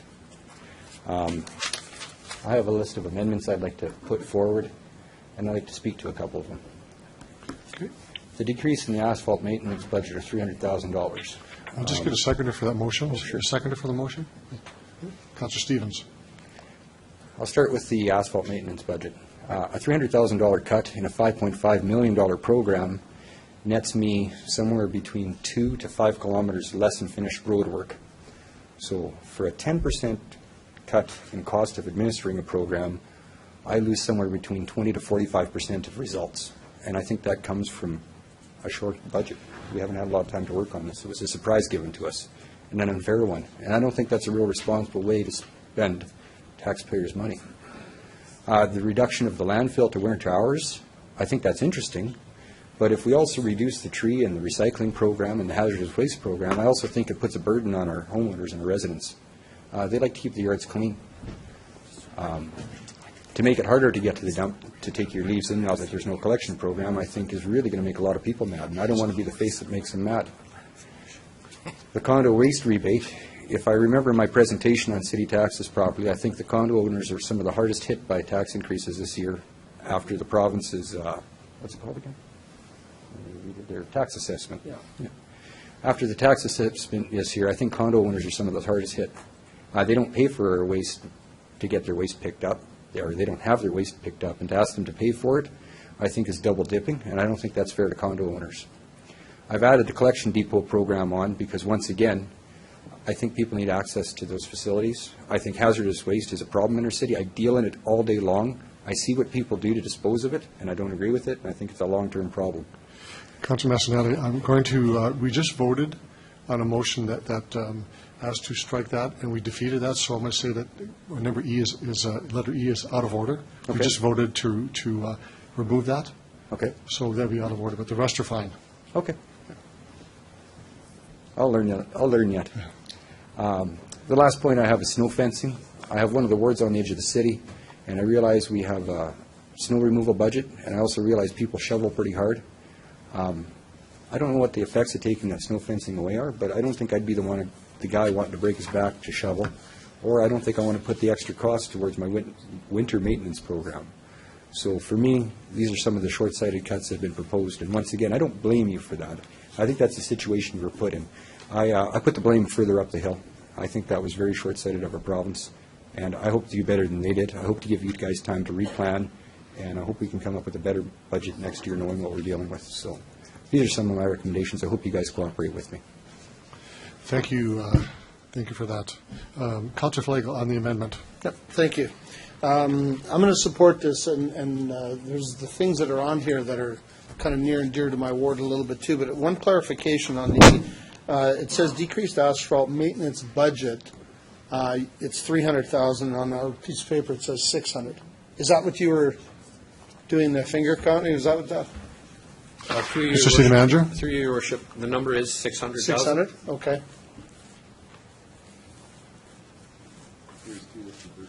Could continue on. Okay. Part of the thing is, as long as that's the right number, I'm all in favor of it. The other thing is the snow fencing. Councilor O'Donnell and I just finished in last year's deliberations on budget needing to increase snow fencing because I too am on a peripheral end. So is Councilor O'Donnell and Councilor Hawkins, Councilor Brasciani, Councilor Findura. We're all on perimeters, and we get killed with snow. I mean, the last couple of years it's been pretty good. The snow ridge driving doesn't work where they're putting a grader in the snow field and creating like a 3-foot rumble strip of snow. Doesn't work. Snow fencing is. So I'm going to support this. I've looked at this whole list, and I'm going to be bringing something forward that's going to be totally different than this. But I agree with all of these. And the condo waste for the condo owners, we fought years ago. What's the right word? I'm just going to say the condo people felt they were being overcharged in taxes. So for 7 or 8 years, we cut their taxes by 0.4% per year for 8 years or something like that. I don't know if any of you guys are around, if you remember that, but because they were unfairly charged. And I think by taking this $40 away, I think it's about $40 per household. Am I correct on this? The condo fee to the residents is $40 per Ms. Gizmo, I believe that's correct. It's $40, I believe. Ms. Gizmo? Sorry, could you repeat the question? Sorry, it's $40 per condo door, approximately that, yes. for that. So I think taking that away is unfair as well. So I'm going to support these. Thanks. Thank you, Councilor Flagel. Councilor Stevens. Thank you, Your Worship. I respectfully rise on a point of order. I contend that the collection depot program, leaf and yard waste, can indeed be returned to this. I understand the logic here. We never voted for or against that particular item. We voted on an omnibus package. of issue or items that we were going to remove. And secondly, in the amendments, we voted on amendments to alter that package. So we never actually had a chance to vote specifically on item B, or sorry, this item, collection depot program. Our rule that we actually did, we did talk about that. That was part of the package before. We voted against that, so I'm going to stand with the decision that it's out of order to consider it again. Thank you, Councillor Stevens. Other speakers to the amendment? Councillor Fundura. Thank you, Worship. Eliminating of condo waste, I had large conversation with the condo owners in the area, and they were quite puzzled because they're already paying for all that. It's privately done and all, and because everyone else gets their stuff picked up, they're kind of curious why would we taking away that, especially as a 40. So I'm supporting that one. The landfill hours, if you can just give me, if we reduce if we keep that on or take it off, if we reduce the landfill hour for the winter hours of 61,000, what are we doing in that area? Are we taking staff? What's the implication in that? Ms. Gizmo? Through your worship, reducing to winter hours essentially takes us back to operating Monday through Saturday from, I believe it's 8 a.m. to 5:30 p.m.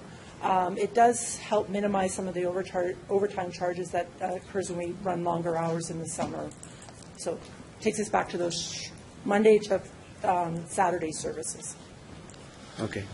And then with the snow fencing, I think the discussion was that I'm hearing that the ridges that we build, instead of putting up fences, physical fences, the ridges that we build to you, Worship, it actually works. Am I correct? I hear Councillor Flego saying it doesn't work, but I've heard that it does work. If you put 3 or 4 different ribs of the windrows along the peripheral of the city. Can I just get an explanation on that? Ms. Gizmo? Through your worship, creating snow ridges instead of putting fencing does have some effect. It's not as effective as fencing, but it does have some benefit to doing it that way instead. Okay. So, Your Worship, I can probably support a few of them, but the landfill hours, I would like to take that off. So I'd like to make an amended motion on that. Take number C out. The reason for that one is because if you look at our list on the back, our concern is on the overtime reduction. So it is one of our points on our list here, Appendix B, speaks to the corporate, or speaks to the reduction of overtime. So that's the reason why I'm looking at taking that out. Okay, so your motion is to take out. Leave the C on the list itself, because if this passes, that means we're going to be taking that off the list. But I would like to leave the C on. Okay. Like take it off that list and leave it on the main C list. off. Okay. Yeah, put it back on the main Do you have a list. seconder for that, please? Seconder for that? There is no seconder for it. You're sitting duck. Okay. Thank you. Other speakers to Councillor Massanelli's amendment? Councillor Young, do you have any comments on this?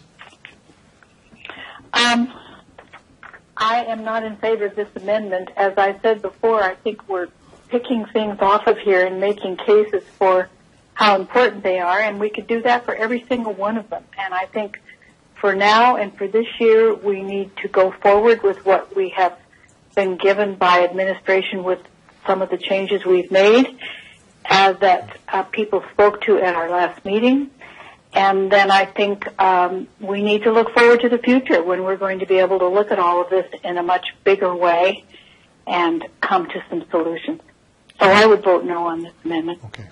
Thank you, Councillor Young. Other speakers to the amendment? Councillor Hawkins. Thank you, Your Worship. I support Councillor Young's position for the reasons that she gave. I just want to say, and I particularly want to emphasize that there is a danger here in picking and choosing off the list, that we lose the overall coherence of the financial plan which the administration has proposed to us, which I believe is a good plan and a balanced plan. I just want to say this about specific items. No one of us uses every service that the city provides. Some people have very little waste. Some people have a lot of waste. Some people have no waste at all. Some people use the roads more than others. So that there's danger in saying a certain group of people don't use this, so they shouldn't be charged for it. The reality is that everybody uses some combination of the city's services. So I'm troubled by the elimination of all these things. They're good things, but I'm not persuaded by an argument that says, oh, well, some people use this more intensively, therefore we should maintain it. So I'm opposed to this amendment for that reason as well. Thank you, Councillor Hawkins. You'll be to close debate. I'll just see if anybody else wants to speak on this. Any other speakers on the amendment? Councillor Mastinelli, to close debate. I just want to say I'll appreciate each and every one of your viewpoints. I believe these are important changes. Like I said, fiscal responsibility isn't always about the amount of money you're spending. Sometimes it's about how you're spending it too. To choose to save money but to effectively cost more to achieve things isn't really fiscal responsibility. It's stymieing away from your responsibilities. And I have one more question about a point of order. I don't know if it's a point of order or not, or about proceedings. These are pretty important decisions. There's never been a budget like this before. I understand sometimes from time to time we record votes just to see who was standing where. And I think this should be one of those times. I think we should all stand up to see how we chose to act in the face of diverse or, You can request a recorded vote? I think I'd like to request that we record the votes for the rest of the night. Okay, let's do that then. You're closing debate. There's no more debate on this one. So I'll ask for those in favor of the amendment. We'll have the clerk do the roll on this. No, just hold on. Clerk will name, okay? Go through all the names. Councillor Hawkins. Councillor Findura. Councillor Bresciani. Councillor Murray. Councillor Stevens. 4. Councillor Flagel. Councillor Mancinelli. Councillor O'Donnell. Against. Councillor Young. Against. Mayor Fougere. Against. The noes have it. The count is 6-4. It's defeated. Motion is defeated. Thank you, everyone. We'll move on to our next speaker on the main motion, and that's Councillor Flagel. Thank you. And yes, healthy debate is good. What I'd like to do is start by saying I don't disagree with the 2.5% in the motion that's in front of us. What I'm finding, though, is everything I hear about from administration and from other people is that we're going to kick the can forward. And part of my summation on this whole thing is that if we don't take and grab the bull by the horns this time, we're going to get absolutely killed next year, and that's already been indicated with a $5.7 million shortfall before we even talk about 2018 coming forward. So part of my problem is that we're looking at cuts, and we've got like I said, I've been holding this list up here. We've got a whack of cuts that we're going to do, and we always say that we don't want to be like the provincial government. This is exactly what the provincial government did.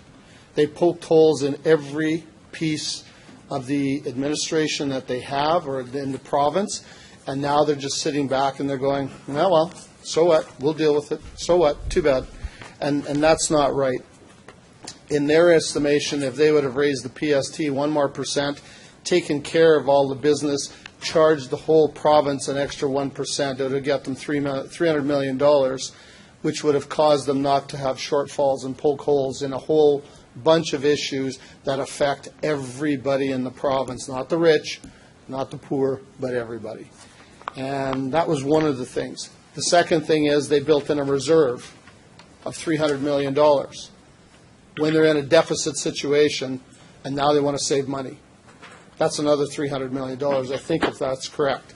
So what my submission to this is that in this whole thing, we got dealt a hand that was bad from our point of view.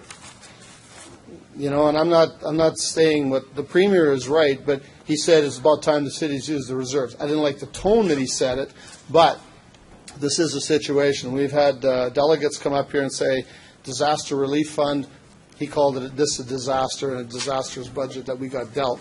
This is the time to use, whatever you want to call it, surplus, budget, whatever you want to call it, doesn't matter. Because it's all in the same pot and it's all from the taxpayers.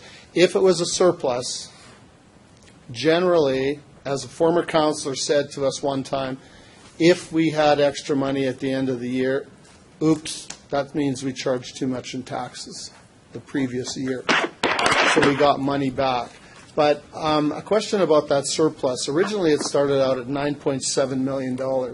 How did we get to $3.2 million as a final? What happened? Mr. Ray.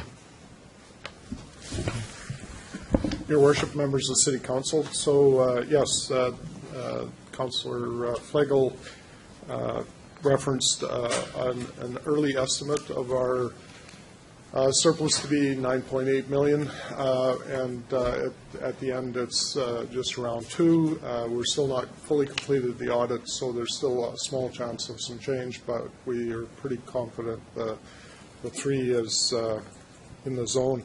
The bulk of the change, and there was a number of items. There was a couple of small errors identified. There was some transfers that happened at year end that hadn't been completed prior to the estimate, and as well some other, basically just a few adjustments. I'm going to ask Ms. Schultz to add comment to that. Thanks. Ms. Schultz? Through you, Your Worship, Mr. Ray is correct. When we did our original look at where we may have be ending up at the end of the year, we were higher, and the audit is about complete now, and it's looking like we'll just be between the $2 and $3 million range of a surplus at the end of the year. And the difference between what we had been looking at and where we've ended up are a number of year-end entries that had not been done at the time we did the original estimate, as well as going through the audit. If there were some smaller errors that were caught by the auditors, those were corrected. And, of course, the transfers at the end of the year, such as the solid waste, in which any surplus for those items that the revenue isn't fully utilized in expenses, those are all through our reserve policy go to the solid waste. Okay, thank you. Through you, just a couple of things. If we take our total reserve funds, $200 million, and we do absolutely nothing with them on a possible 4% rate of return, if we invest most of that money, what kind of revenue would we generate from the money we have sitting in reserves today going forward? If we took 1 year, let's just say we take say 2016, if we had $200 million sitting in reserves or $100 million sitting in reserves, how much revenue would we have generated in terms of investment interest out of that? Mr. Ray, you want to try that one? Doing some quick math, and I'll look to my colleagues to correct me, but I would say at a 4% return on $100 million would be $4 million. $4 million. Okay, thank you. So on $200 million, $8 million. Okay. Okay, that's good to know. I'm looking at some cuts that we've done on this list, and I think we're, in one of the aspects, Agribition has been a success on this, and now I think we're penalizing them. We're taking $60,000 away. Part of that, or most of that $60,000 is total advertising for the city of Regina, and we get our tires pumped up every time those guys come to town, and it's a small investment to pay $60,000. And have all the advertisement that goes on probably from July right through to the end of the year in terms of that. So I think that's one of the things. But my motion I'm going to bring forward in a few seconds here, but I'm going to talk a little bit about taxes. The motions, the recommendation is 2.5%, and I'm wrestling with 3.5% to 4%. I'm not sure which number I want to go. But if I go at 4% if I go to 4% tax increase, that means on a if you have a $4,000 tax bill total at the house, half of it is city, it's $80 a year, $6.07 a month. If you have a $3,000 tax bill, which is $1,500 to the city, it's $60 or $5 a month. Then you go to someone that has a $1,500 tax bill total, city portion is $700.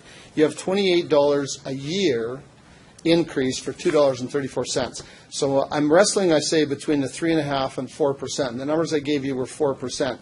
Firstly, so I guess I have to put a specific down. So It'd be helpful if you put a motion I'm putting forward. a motion forward, yeah. And firstly, I think I'm going to go with the 3.5% increase as a motion. And I'll explain why, whether either I do it right away or in closing. I'm going to write this down, then you Yeah. need a seconder for that, of course. Yeah, of course. And take $2 million out of /surplus reserve, whatever we're calling it today, because it's been all put into reserve, so I guess it's reserve. But it was a surplus to begin with.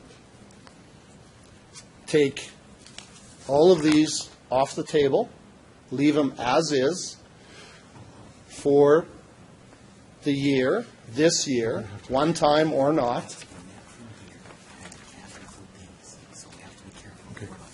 And direct administration to now have the time to look at the whole rupture of our budget based on what happened with the provincial government. Because I don't believe, in my estimates, that 2 weeks is enough for us to decide over how you're going to find $10.3 million and then be in debt $5.8 million starting January 1 with the budget. Before you start defending your amendment, I'd like to have a seconder for the So amendment. Is there a seconder for the amendment? Councilor Massanelli. So just because we're getting complicated here now, some of the things you're asking for and pending say have already been voted on, much the same as I meant to Councilor Stevens, that they have to be netted out because we've already voted to continue with those reductions. So we're going to have to pull those out in order to be fair. We've already voted to go forward with those cuts, so we can't vote on them again because you've already done it once. I don't think but I have to argue the same as Councillor Well, I've made the ruling Stevens, already. is that, I've made the I know, ruling I already. understand you've made the ruling, but what is the actual legal ruling on it? Because if we're voting 1, 1, 1, 1, 1, or we're Well, Your going Worship, as- he's debating the ruling. He can't do that. Yeah, I'm asking a question. okay, we'll get the ruling for it, but I stand by this. I'll ask the Yeah, advice of the no, clerk. that's fine. You can, just one moment, please. Okay. Mr. Clerk. 3.5%. Sorry, at the beginning? Is it 3.5% tax? Just No, I'm order. We're just going to get your ruling, and just order, please. Thank you, Your Worship. With respect to what you have been explaining to Councillor Flagle, which is further to what your ruling was with respect to Councillor Stevens, your motion, Councillor, would net out the 4 that were originally approved earlier this evening, which was Playscapes, Stat Holidays on Transit, the Bowling Greens, and Regent Park, because those have been taken off and they were approved to be reinserted. We also had a motion to return with the Summer Suite Program, the Collection Depot, the Recycling Communications, and the Public Outreach. Those were all defeated.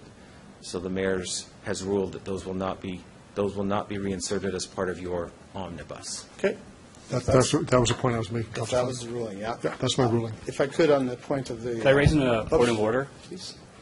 I was respectfully asked that the decision of the chair to exclude those items be overruled. I'm not going to do that. That's a procedure rule, and I think that...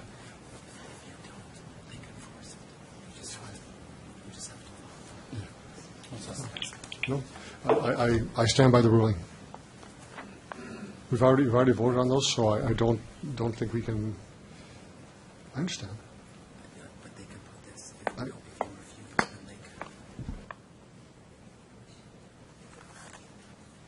So I say that the exclusion stands.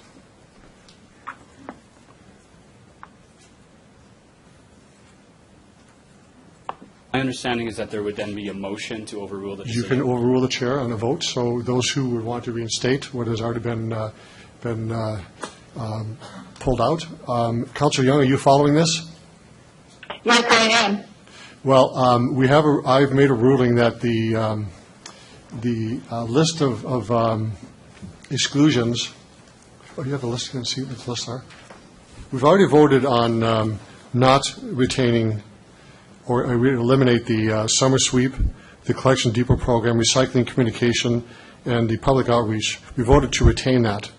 I have made that ruling, and Councillor Stevens wants to challenge that, as he can do under the rules of order.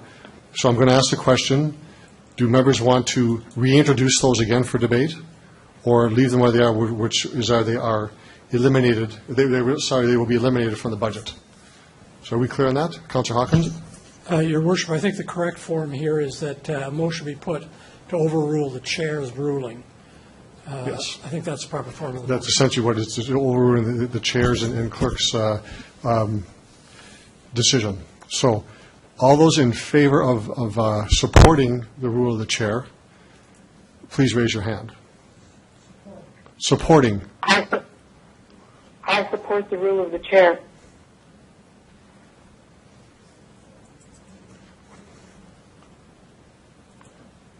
Councillor Dowell? It's on a point of order. Yeah, I'm just not sure as I watch heads that everybody's clear. Maybe we just talk this through a little bit, seeing as we're taking time. Okay, so, Mr. Clerk, you can guide us through this, because we have already ruled that those services will be eliminated. Yes. Thank you, Your Worship. So if I can explain this as succinctly as possible, the chair has ruled that those 4 summer sweep, collection depot, recycling, and recycling public outreach will not be put back, and essentially has said we are not debating them any further. The challenge to the chair under the procedure bylaw is we should, in fact, have those up for debate in subsequent motions. I believe that is what I have heard. And so now the question is, if you support the ruling of the chair, they will not be discussed again.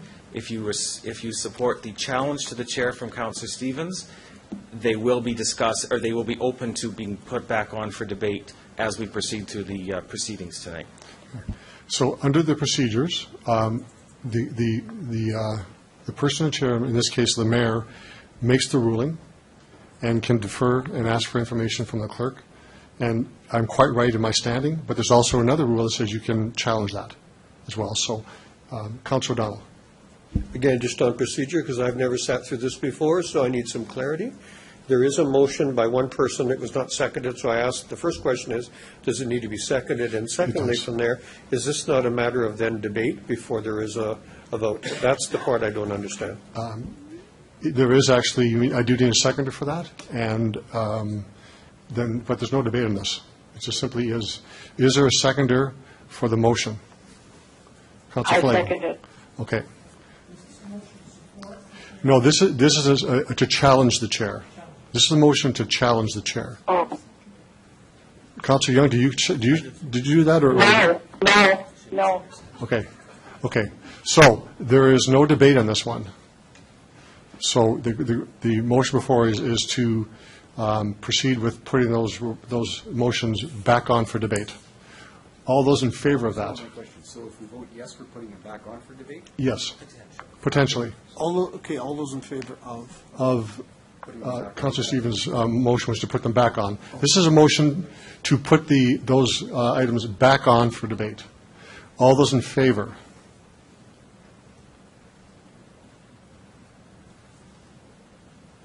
All those opposed? I'm opposed. The motion's defeated. Okay. Thank you. So, eliminating those ones, I still want the rest of this list to be relooked at, and now I think we can probably go, and the first part of the motion was a mill rate increase of 3.5%. Okay. I don't need the extra 0.5 because about 500,000 or 600,000 of that list is gone, so can't debate it. So anyway, that's We did part debate of it. We have to. Oh, we debated it. Can't debate it exactly. twice. So that was why I was debating on the 3.5 to 4%. And the reason I do this is because we've got a great thing going in the city, and I don't want to see us losing all kinds of different things that are going on with anything. We've been dealt a bad hand, and I just want to hear what anybody has to say about this. Okay, do you have a seconder for that? Did I get a seconder? Councilor Massanelli. Okay. So to the amendment, I think are we all clear on the amendment?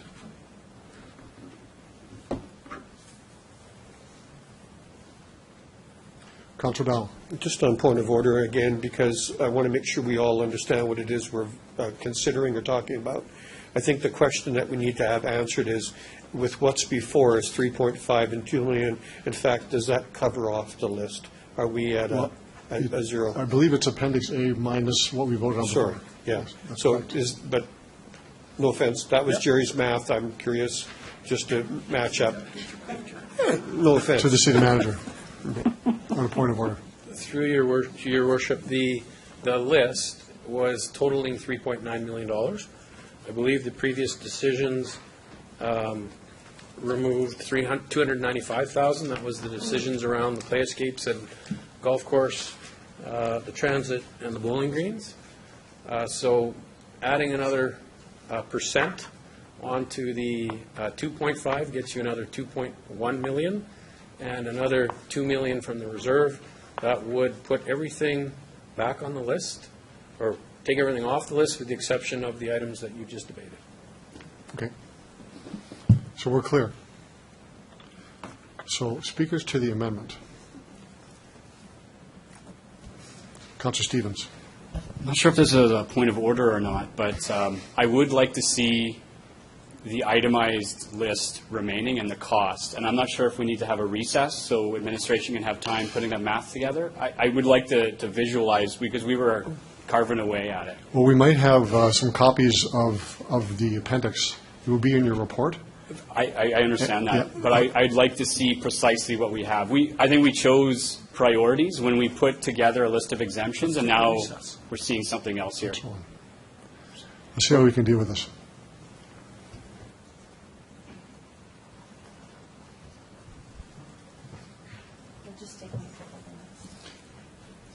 We'll take a few moments to put that up on the screen then.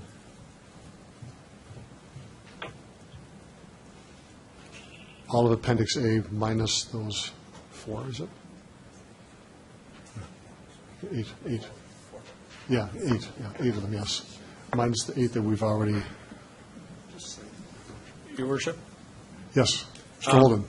I would recommend that we take a 5-minute recess. We'll do the math and bring that back. Okay, motion for recess. Councilor Donald. Second, Councilor Flake. All those in favor? Opposed? Carried. A 5-minute recess.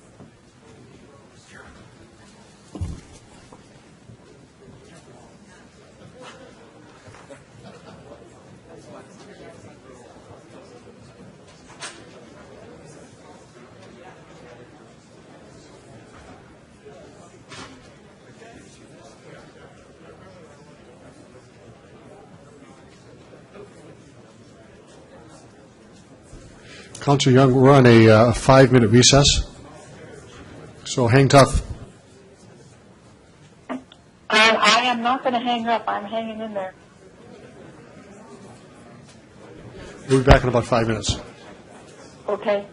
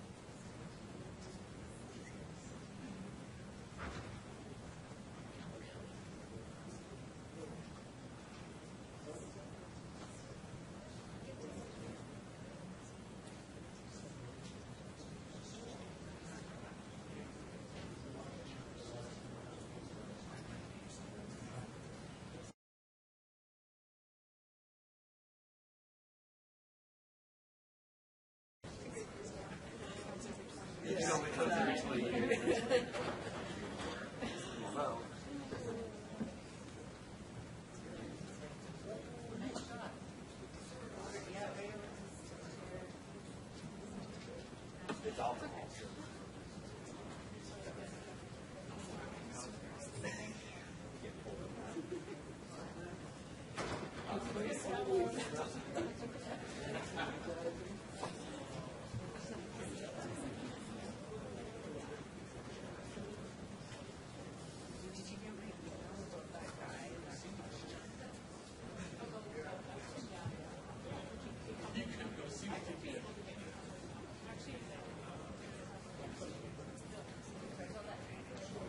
I don't even watch it. I just need like examples or what kind of happens. Sitting around now, I was talking about, and the guy, the moderator, was supposed to send us the question rules 3 weeks ago. And I thought, yeah, I've been challenging him and Jason, like, Jason's on my panel, I'm on that panel, Al Wallace is on that panel, and Daryl Dawson. And, yeah, not cool.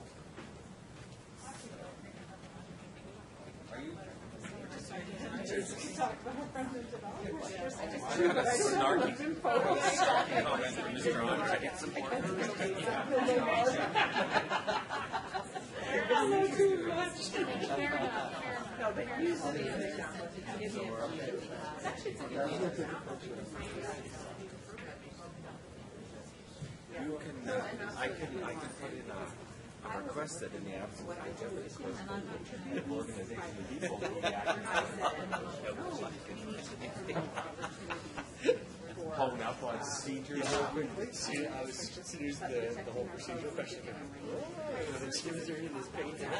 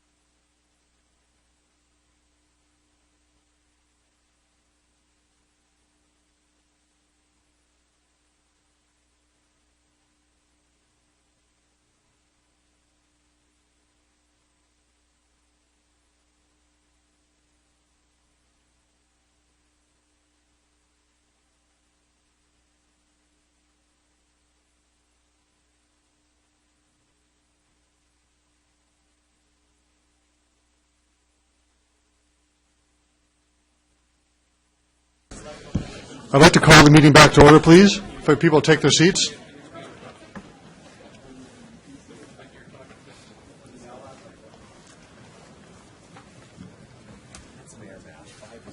Yes.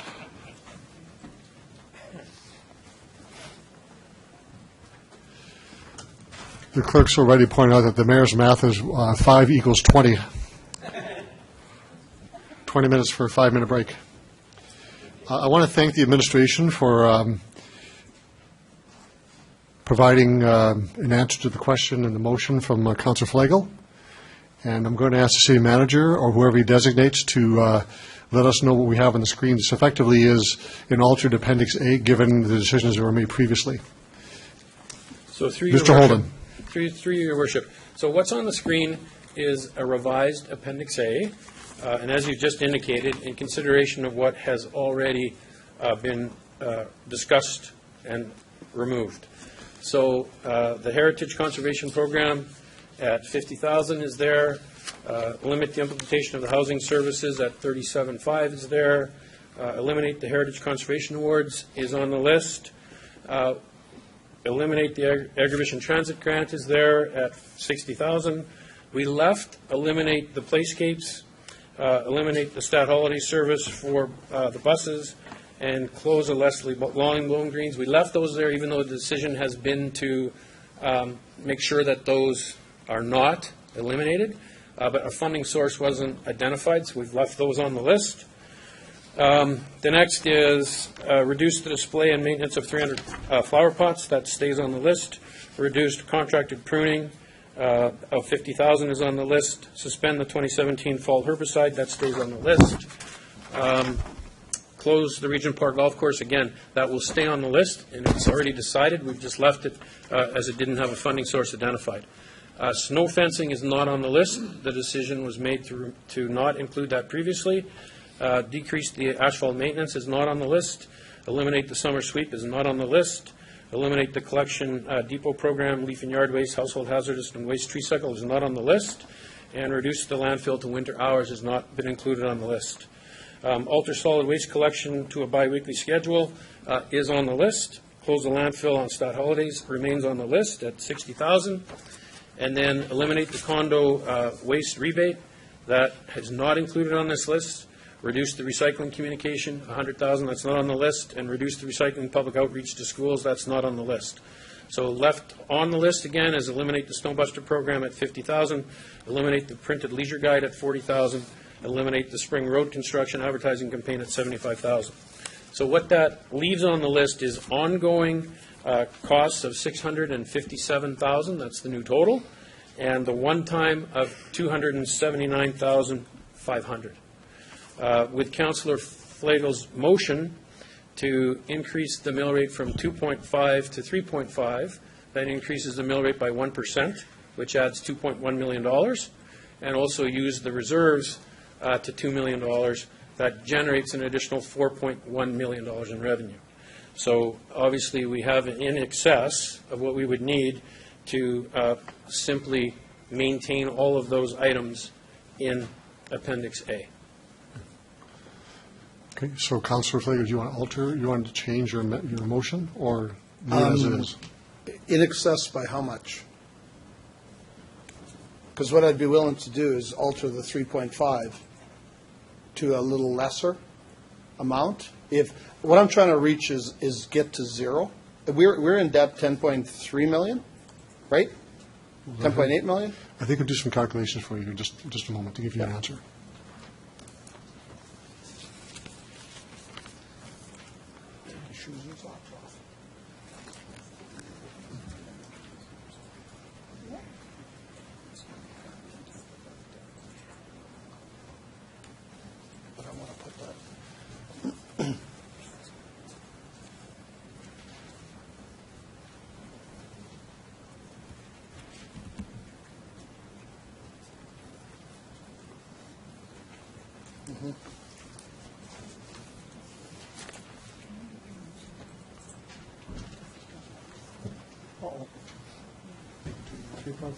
Through Mr. your City worship. Manager?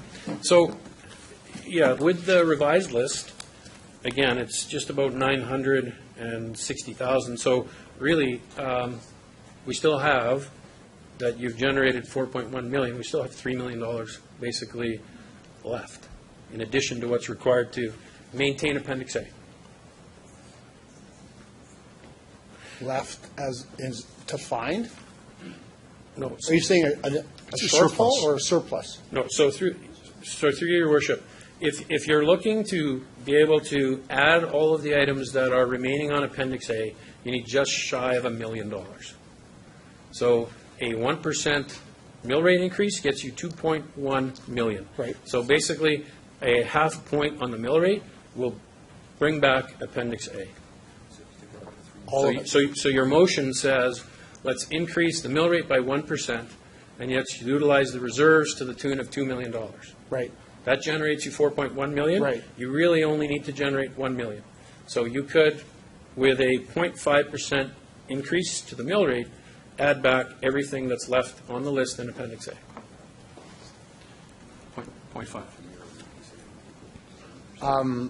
Okay, because what I want to do is I want something to be reconsidered in terms of the condo waste rebate, because I don't think that should go. I'm talking, what my motion is going to be about is everything that's available to be put on left on this list, leave it for 2017.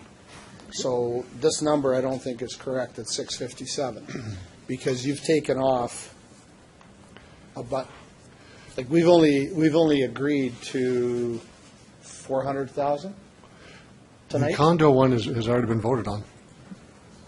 It was, yes, it was. It was already voted on. I would like us to see if there's any way we could reconsider that one. Well, we just went through this again. I know we Culture did. Flavor, so we're not I'm doing it asking, again. well, but I'm asking a separate, okay, anyway. Okay, well, that's going to be a fallout with our residents. But anyway, so you're telling me that if we go at 3.5%, 2 million of the reserve, we're going to have 3 million left over? Out of $10.3 million that we're short this year? Mr. Holder, once again, can you explain this? We're getting bogged down here, and we need to move on. So through you, Your Worship. So the proposal in front of you from the administration was to increase the mill rate by 2.5%. Yes. And reduce Appendix A and Appendix B with $1 million from the Regina Police Service as well. So that whole recommendation, also with some revenue increases in terms of permit fees and the elimination of the Airport Authority exemption, all of that got us to a place where we'd have a balanced budget for 2017. So there are 8 items that have been removed from the discussion to this point. There were 4 items that were agreed to be, kept in terms of not being put forward as an elimination. If you want to maintain Appendix A, that will require approximately $1 million. So you can achieve that by raising the mill rate by 0.5 or digging into the reserves to the tune of $1 million. Your recommendation was increase by 1% and access $2 million from the reserve. Okay. So what I want to get to in my amendment is where we cover off the grants in lieu of and the excess in the PST, which comes to a tune of 10.4. What's the number? 10.3 million? 10.3? So if we do a 3%, I'm just trying to do the math here real quick. Culture Flavor, are you asking that we actually raise the mill rate to offset the PST increases that we have to Everything. pay? I'm looking at, if we're going to be in debt $10.3 million come 2017, after tonight, we're going to be in debt $10.3 million. I want us to cover that off tonight with the mill rate increase, a surplus usage, whether we use the police $1 million or we don't. Maybe they have a better use for it right now. I don't know. Do we go back to it? I don't know. But that's all I'm trying to get at with this motion, is to figure out how we come to zero so that we're not, and I don't want any of these cut. So I want to leave the list intact as best we can with the exemptions of the ones that we've said against. So that's what I'm trying to get to, and that's the number that I'm looking for. And I thought I had it under wraps, and I think I probably should have spoke first tonight. because this is the biggest of them, because I'm trying to keep the whole list, so, because I didn't think we should cut any services. Okay. So, Mr. Ray, So- because what I'm thinking is if we can't get a clarification on the motion or for the administration, I may be asking, subject to what Mr. Ray says, that you work it out with the administration Yeah. on the sidebar, and we'll move to another speaker so we can move on, because we Sure. do have to move on here. Yeah. Mr. Ray. Your worship, members of City Council, I'm not sure I completely follow, but I think what Councillor Flagel is trying to do is to come up with a combination of reserves, draw-on reserves at mill rate to equal $10.3 million. Including the 1 million from police. So if you kind of work backwards, the 10.3 I'm working from, that's a 5% mill rate increase, 4.9. So if you wanted to fund some of that from reserves, every 2.1 is a mill rate, so you could, you would have to generate, in your example, 2 million from reserves is essentially a mill rate. So I think if you translate what you're saying into mill rates, you would need an additional mill rate of 4 plus 2 million from reserves. And that would add up to 10.3. I'm not sure that... Is that what you're asking for, Councilor Flagel? That's what my Okay, original. so let's see if we can get this down on paper, and we'll begin our discussion on that.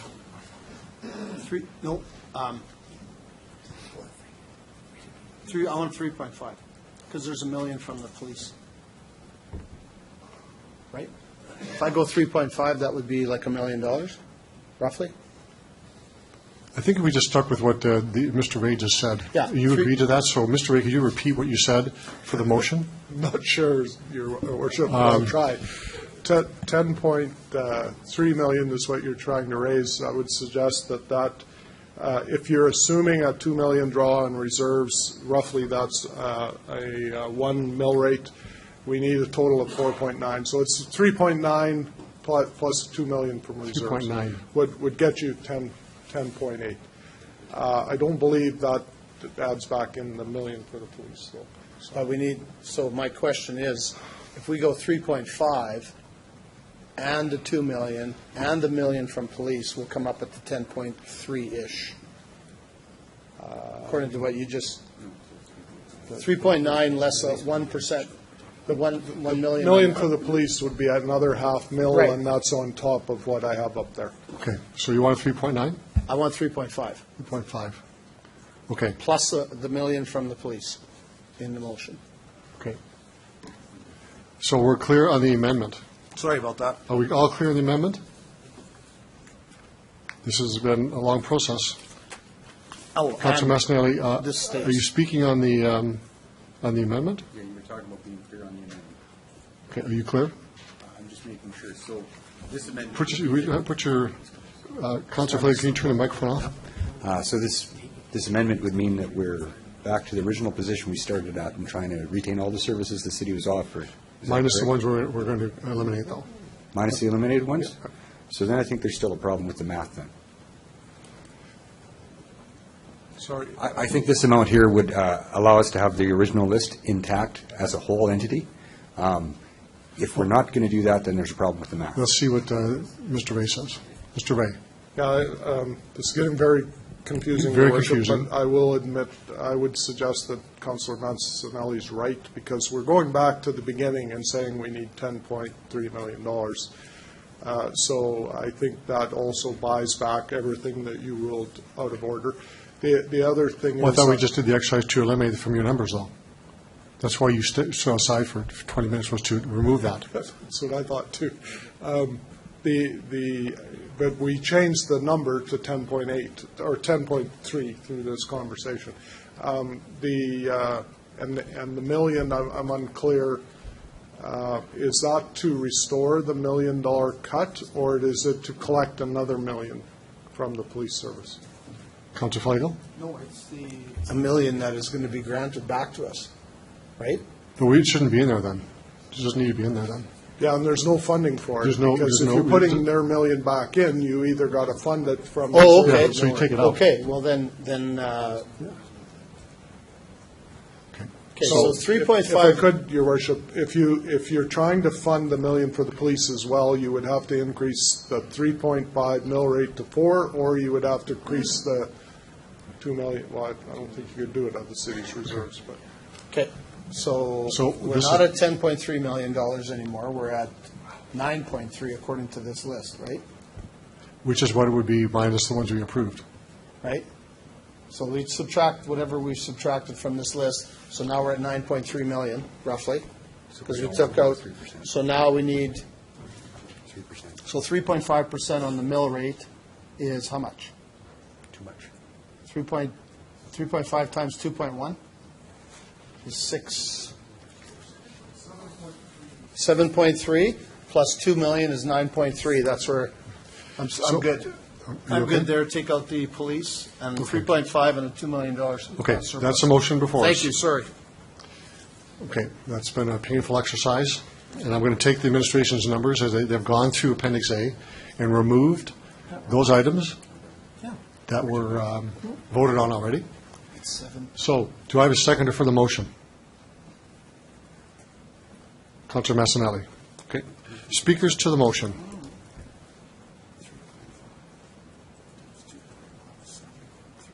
Councillor Hawkins. Thank you, Your Worship. Let's go back to the beginning. What the administration presented to us was an answer, a solution, a recommendation to the $10.3 million shortfall created by the provincial budget. That recommendation was balanced in the sense that there was a mill rate increase suggested, there were efficiencies suggested, there were cuts in services suggested. In that sense, it spread the pain around. Also in their suggestion was a recommendation that the reserves remained intact, that they not be disturbed, and that was for the future of the city. What Councillor Flegel has proposed is a wholly different approach to the budget. What he is really saying is load it all in on the taxpayer through property tax increases, leave the grants, leave the services untouched. The unfairness of that is that it's not balanced in the same way that the administration's proposal was balanced. We could quibble a bit on little things, but this is a root and branch change. And I don't think it's a root and branch change that's fair to the property taxpayer in this city. I said earlier that I supported 2.5%, which was the recommendation of the administration. Here we've got 3.5%. I said earlier that I thought that the reserves were our gift to the future of Regina, our guarantee of infrastructure, our guarantee against disaster. I still believe that. Here, we would raid the reserves for $2 million. So I understand this is a different approach. It's an approach I'm totally opposed to.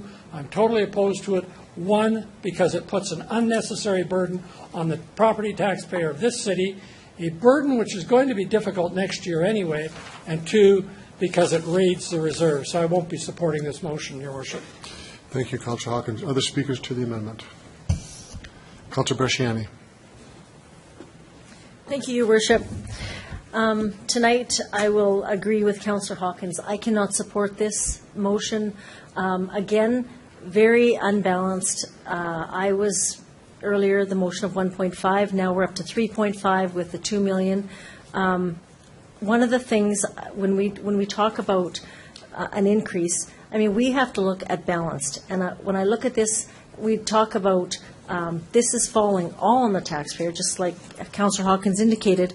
And I think what we owe to the taxpayer, which I originally said, is it has to be balanced, a portion of each, and I will not be supporting this. Thank you, Councillor Bresciani. Other speakers? Councillor Stevens. Very quickly, I agree with Councillor Flegel. This should have been brought forth earlier. I would have supported this had we been able to actually prohibit further cuts. We're not at that point, so I'm afraid I can't support this. Thank you, Councillor Stevens. Other speakers? Councillor Massanelli? I would have loved to support this earlier, like Councillor Stevens. I don't support the cuts in this budget. Being that I had a hand in this, getting it together with Jerry, I will support it because I don't back out on someone I've worked with. I never do. But having said that, I really wish we could have put the cuts that we had discussed earlier back on the table and taken the flavor of this motion and actually exercised it properly. I think some of the cuts that we've made already are very short-sighted, and they will cost us a price.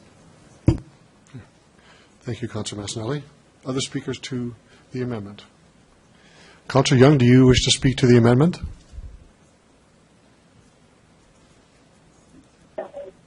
Yes, I will not be voting for the amendment. Okay. I'm going to call a question if there's no other speakers. Councillor O'Donnell. Thanks. I appreciate very much that, Joe, you brought this forward, and I think the tone would have been good maybe early on. It's maybe how we fly here sometimes. My concern is that after the 22nd of March and as the days unfolded, is that there was some division within our province. I will tell you, without asking, that I doubt very much if our administration has received a letter from the provincial government that says, by the way, here's your impacts, deal with it. We're still looking at those things and seeing how they unfold. My concern is that we've had some heartfelt, thoughtful discussion on the floor of council. This is not personal. I pulled Andrew aside when we had a break and I said, it's really difficult for me to have sat on my hands when he stood up and said education and recycling. I did that 9 years ago and pounded the desk to make sure that that would happen, and here I sit back. This is not fun from this point of view. I have to make a choice. I have to make a choice based on the fact that, one, property tax does matter. We all said it's unfair. I get that. So to Councillor Bruchani, where's the balance? I think we have to cut some programs and have to say that. I think we as a council have to stand together after this is done, no matter what the decision, and say, we'll go through. But in the next year, we must engage all people, our administration, our residents, and say, what are our real priorities and what are we going to do? That's really the cause. I am worried sick about next year. I don't like this, but I'm worried sick about next year. Sure, I can't support this one. Thanks. Other speakers? You'll be closing debate. Other speakers? Councillor Murray? Thank you, Your Worship. I'll just be very brief as well. I appreciate the sentiment behind it. I think at the same time we have to find some services to reduce. We have to send that message to people that we are looking for it. And because this is using reserves, it's something I've stood adamantly against since we first talked about this 2 weeks ago. So unfortunately, I can't support it. Thanks. Thank you, Councillor Murray. Other speakers? Councillor Stevens, can you take the chair?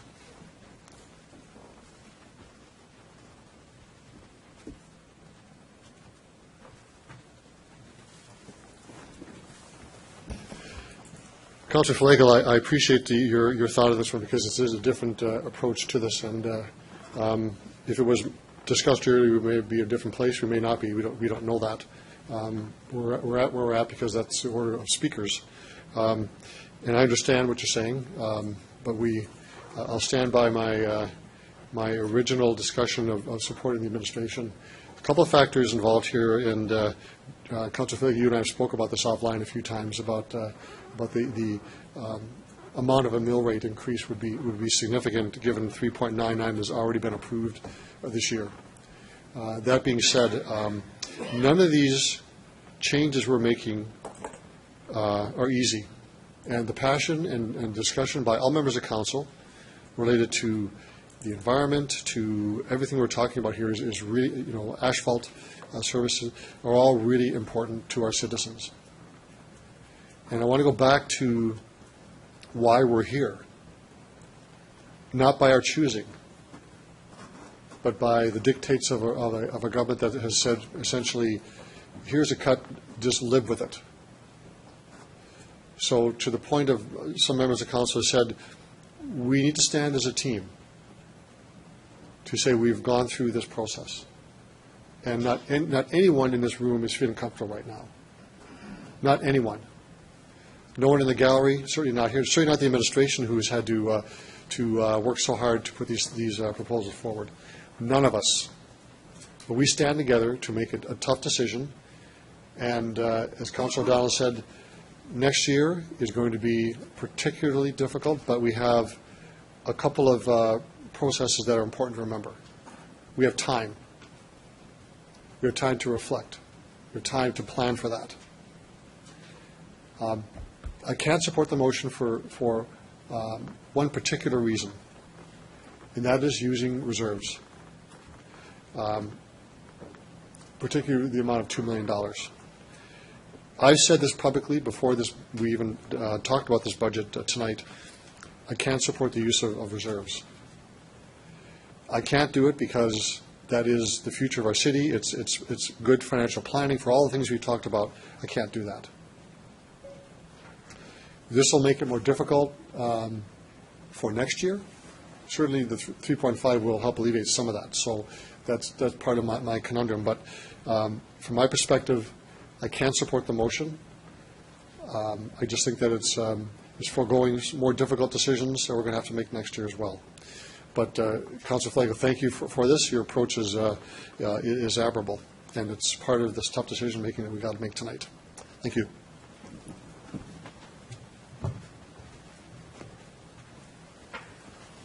No other speakers before Councillor Flagel close the debate? Thanks. Councillor Flagel. Thank you. Thanks, and through you, Mr. Mayor. We're looking at $10.3 million. If we go with the proposed mill rate of 2.5, follow along with me, it's $5.25 million as a mill rate increase. The list is $1.6 million that we're going to eliminate, minus some other things. We have $1 million in the police. That's going to come. We don't need to worry about that. So we have a shortfall, and my numbers might be off a bit, but we have a shortfall to come up with $10.3 million of $3.3 million with the proposed original motion. How are we going to find that money in 7 months? And then, January 1st, 2018, slap in the face, $5.7 million more. So are we going to be in the red, $8.5 million come January 1? Because we don't have, according to the numbers here, we don't have the money to cover $10.3 million in the original motion. Or am I wrong? Mr. Holden. Through your worship, some of the funding cuts are identified as one-time. And of course, the original report suggests a number of reviews that we undertake as administration to give us some time to be able to come forward with some, very purposeful and planful recommendations that are fully informed and researched for council as we approach 2018. If I could, so are we talking that you're going to kick the can forward a bit by not dealing with a deficit of $10.3 million today and go looking for it in the next 6 months, come January 1, 2018? That's what I've been hearing. I've been hearing kick the can forward, and I've been hearing next year, it'll be tougher. Why would we want to do that? Defer, basically we're deferring. Am I correct in this? Mr. Holden. Through your worship, the one-time cuts that we put forward are to buy us time. One of the things that we're trying to avoid is to bring forward the types of cuts that have impacts on organizations. As administration, when we brought this list forward, there are recommendations that, we're not standing up and celebrating. These are very difficult choices, and really it's one time that we need to go away and look at, and there's a number of them in terms of funding relationships with our partners, take a look at community investments, take a look at tax exemptions, take a look at whether we look for the utility in terms of solid waste and recycling. So there's a significant amount of work that we need to do in preparation for when we bring our 2018 budget. So yes, we are buying ourselves some time, and we are going to be strategic about what we bring to council for your consideration and deliberation for 2018. Thank you. Just real quick, what's the number you have that we're going to be short with the main motion? How much less of the $10.3 million are we going to be short and have to carry that forward? Mr. Holden. Jerry. Yeah. One more question. So through your worship, the amount of money that we are talking about deferring is the one time, which is $874,000 from the original Appendix A, as well as $240,000. So there's about $1 million that we're saying that we're going to have to find in terms of some programs, recommendations for council in Okay, 18. thank you. Just a quick comment, and I noticed our CFO had mentioned that in our reserves, if we do nothing, change nothing, we should get between $4 and $8 million of interest money that would go back into the reserves. That's the kind of money I was looking at. So I think we're in a deficit. We're going to be at $5.8 million come next year, plus whatever else we can't find. I think we're shortchanging ourselves if we don't do something today. And that's why I was hoping that I would get more. I'm hearing a lot of no's, but I'm glad that at least I'll be in favor of this because I'm a forward thinker, and I don't like carrying debt forward. It's not taking a Visa to pay a MasterCard. It's going into our mattress and paying off your Visa, so we've got a zero balance. So we don't have to pay more interest. So I'm hoping that people will change their mind and support this. Thank you, Councilor Flego. You closed debate, so I'll call the question on the amendment that's on the screen. All those in favor of the amendment? Councilor Young, how do you vote? I'm voting no on the amendment. Okay. All those against the motion? Motion is defeated. We'll go back to the main motion, and my next speaker on my list is Councilor Hawkins. Thank you, Your Worship. I'd like to move an amendment to the main motion. The thrust of this amendment, I'll read it in, but the thrust of the amendment is to increase the voluntary payment fine on traffic tickets. So one, the Schedule K, Notice of Motion of the Regina Traffic Bylaw 1997, number 9900, be amended by increasing the current amount for the notice of violation, voluntary payment amounts, and specified penalty sums for default convictions by $10, effective July 1, 2017. Two, that the following sections be exempt from the increase: 43.1, parking on private property in a zone marked not parking or no stopping; 43.2, parking on private property in a stall marked by signs as reserved for persons with disabilities; 43.3, stopped or parked on private property without consent of the owner; 3, that the city solicitor prepare the necessary amending bylaw for approval by City Council. This is, as I say, basically a motion to increase voluntary payments for parking violations by $10. There's two reasons to do this. The primary reason to do it is to give more oomph to our parking regulation policy. This will do that. It's in line, by the way, with what the Saskatoon City Council has done with its voluntary payment fines. And secondly, it will raise revenue for the city, which goes in part to the answer to the issues that were just raised. So in order to... Seconder for that, please, Mr. Seconder. Councilor Dowell. I'll stand by saying, in order to improve our parking regulation enforcement, I move this motion and ask for your support. Thank you, Councilor Hawkins. Debate on the amendment. Councilor Massanelli. I just have a question for administration through your chair. What's our collections like on our parking tickets? Do we actually have problems collecting there? Do we have a large accounts receivable going on?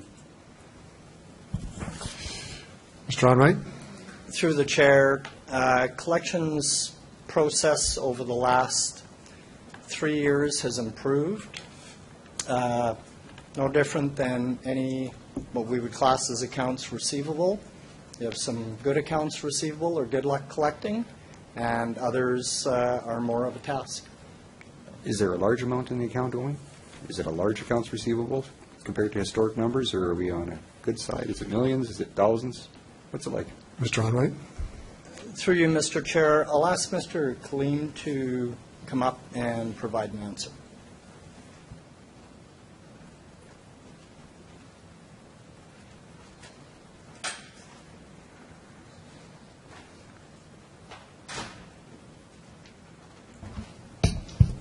Through the chair, could you repeat the question?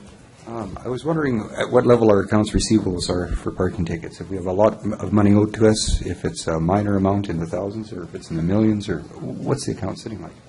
So, through you, Your Worship, our outstanding parking tickets, which date back to 2006, range in the, for our enforceable accounts, is the amount is approximately $7 million. $7 million? $7 million from 2006 already. So this isn't a great thing to really count on for running your city. Through your worship. I don't know if you want to answer that or not, but I don't know if it's a that's pretty hard something you can question to answer. I'm not sure if you want to do that. I do have another question. When was the last time we changed the penalty sums? Through your worship, the last time we changed the penalty sums was January 1st, 2014, and we did similar to this. We raised it $10 across the board, with the exception of fire hydrants and persons with disability stalls, which went up by a higher amount. I guess for me personally, I don't like to fund myself through punitive measures and trying to be the Keystone Cops and catching people. I don't find this to be a really positive move for our city, and I will not be supporting this. We already have collection problems with these tickets, and I think to try to chase more money that's not being paid, it's neither here nor there. So I don't like the punitive nature. I'm not in favor. Thank you, Councillor Massanelli. Other speakers to the amendment? Councillor Young, do you want to speak? Yes, I would probably add to the other comments that have been made that parking tickets are something you don't have to have and you don't have to pay. And I know that the city has done some work in collection of those fines from the past. So if we have to do something, this would be the least offensive for me to do, to be able to gain more funds. Thank you, Councillor Young. Councillor Flagel? Thanks. I won't support this either, because this is one of these, I got through the list away, but it's one of those little poke a hole in something. I don't believe in that. We've had this discussion back in 2012, 13, 14, and it was about the violation and what we can do and go to the provincial government and impound these cars and sell them and take the money. And because we've got some people, if I'm not mistaken, $35,000 parking tickets outstanding, we can't get it, but yet they're driving around the city and we're worrying about $10. Let's go get the car. Let's impound the car. Let's get the provincial government to do their job. When is the last time we ever impounded a vehicle? Mr. Onright?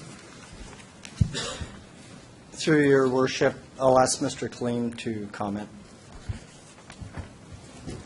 Through your worship, we impound vehicles on a regular basis. Generally, it's not for outstanding parking fines. Our current collection procedures include placing liens on vehicles and sending them to a collection agency. And do we collect, if I could, do we collect money off of that? Because this is all revenue-based in the $10 extra that we're going to get. Are we going to be able to sell these vehicles at some point because they can't pay their $10,000? I know there's a legality in there, and it's provincial, and it's SGI, but I know we have the right to do that, from what I remember in our discussions back in 13 before we brought this in. Mr. Onright? Through you, Mr. Chair, I'll ask Mr. Kleen to comment. Through your worship, yes, we can sell the vehicles to recoup our parking ticket fines. There's a hierarchy, so we can keep the impound fees and the towing fees, but then it goes to a secure line of interest first. So if they owe money to, say, a car dealership, that would be paid out before parking ticket fines. Okay. Thank you. Thanks for that. I won't support this. I think we need to take more drastic. We got $7 million sitting out here since 2006. I think we need to go after that instead of a $10 fine. Thank you, Councillor Flagel. Other speakers to the amendment?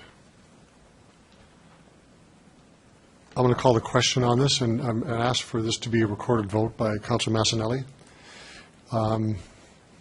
Mr. Clerk? With respect to the motion on the screens, Councillor Hawkins. In favor. Councillor Findura. In favor. Councillor Bresciani. Councillor Murray.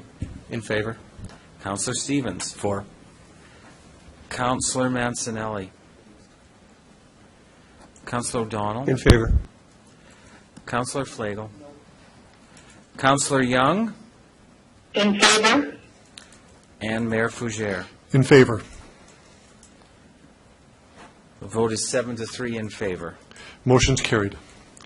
Move on to Councillor Hawkins. Any other comments on the main motion? Okay. Next speaker is a chance for Councillor Young. I'm not sure how much longer she can stay on the line. So, Councillor Young, do you have any comments on the main motion before us? Yes, I do. Actually, I have fulfilled the family requirement I had, so I can stay online till the end. Okay. But thank you for being patient with me on this call. I really liked listening to everyone speak this evening and to see how concerned we all are about removing programs and services that benefit the residents and our city.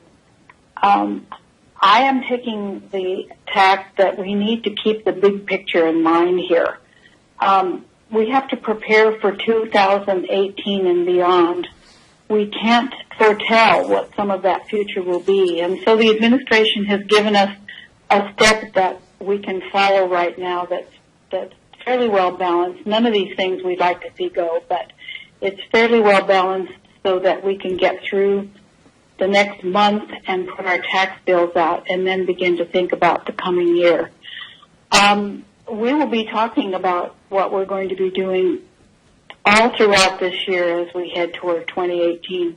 The administration will be doing work and bringing it forward to us, I am sure. Things like education, for instance, and some of the things we cut are really important.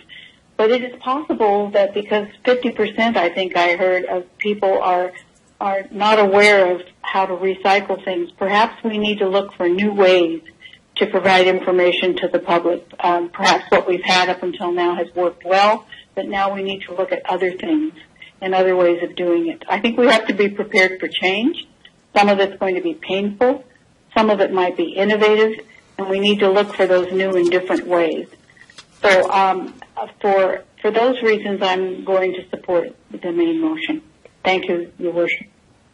Thank you, Councillor Young, very much for your comments. And the last speaker on the main motion is Councillor Fundera. Councillor Fundera. Thank you, Your Worship. However we want to say this is fun. It's not fun for what we need to do, but it's good to see the discussion. I like to see this more, and I would even like to see if we can have a conversation with each other here. But I do agree, and I appreciate what the administration has done. It's not easy. We've thrown this hot potato into your midst and say, come up with something that everybody's going to be happy with.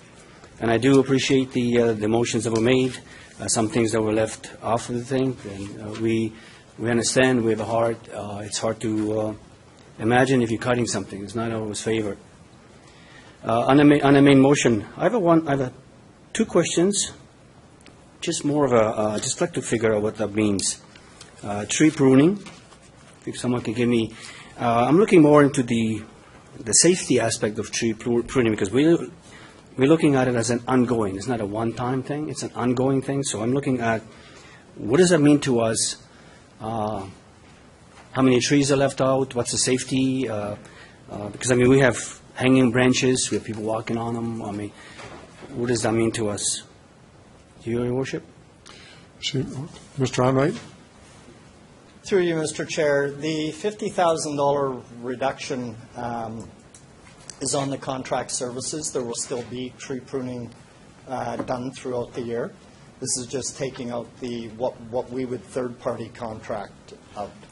I'll maybe ask Mr. Morgan to comment on number of trees or the potential impact in the community. Okay. Mr. Morgan? Through you, Mr. Worship, for contractor services, we prune approximately 2,500 trees. Again, through contractor service, this reduction would mean we'd be pruning 2,000 trees. It just means delaying our pruning cycles slightly from year to year. Okay, thank you. And so then next question would be, I know that we've talked about the flower pots. We're not, we're just taking some things out, and it's, again, on an ongoing thing. And I know people are talking about, I got my ear pulled at home. Why are you taking out flowers? So I need to ask that. I know the city is beautiful. We're not just going to be going brown. So what does that mean to us? How much of that tree, or how much of the pot, or flower pots that we taking out? What does that mean? Mr. Onright? Through you, Mr. Chair. So normally, we would have 400 flower pots distributed through the city. This is eliminating 300. The flowers would go into 100 flower pots that would be in the downtown area. Okay. So, Your Worship, on just on the main motion here, recommendation and all that, I just want to kind of because I voted for 1.5, and we have B 2.5. So, do I ask for separating that? Because I do agree with a few things that are on here, but that particular one, I Yes, we can separate the votes. Yep. so you can just, for the B, and then everything else can go. We can do that. Okay, so We the can go reason that for voting for 1.5, I understand what it takes. I know that next year's going to be tough, but it's tough this year too. And we're not ready. Neither the citizens out there. The residents are not ready. I don't think most of them understand the impact of this. So I think we need be gentle and give everybody a chance to be ready for next year. Give us at least a chance to kind of gather the steam and figure out what we are, our own finances at home, finances here, what we need to do. So that was my reason for 1.5. And I believe that 1.5 would have given us enough, and even for what the reductions were in the recommendation. And that's the one reason. So with 1.5, I felt that it was enough for us to help the citizen to understand what the impact is, because there's going to be more. There are going to be more impact, and not just with 1.5 or 2.5. You're looking at the school levy. You're looking at the PSTs already involved, so they're going to be paying more stuff on it. I do understand what's happening, so I'm going to leave it at that. If you can just separate the B for me. We'll do that. So do I need to make a motion, or? No, you don't have to. We can do that. So I'll close at that. Thank you. Okay. Thank you, Councilor Fundura. All has spoken, so I'll use my time to close debate. Councilor Stevens?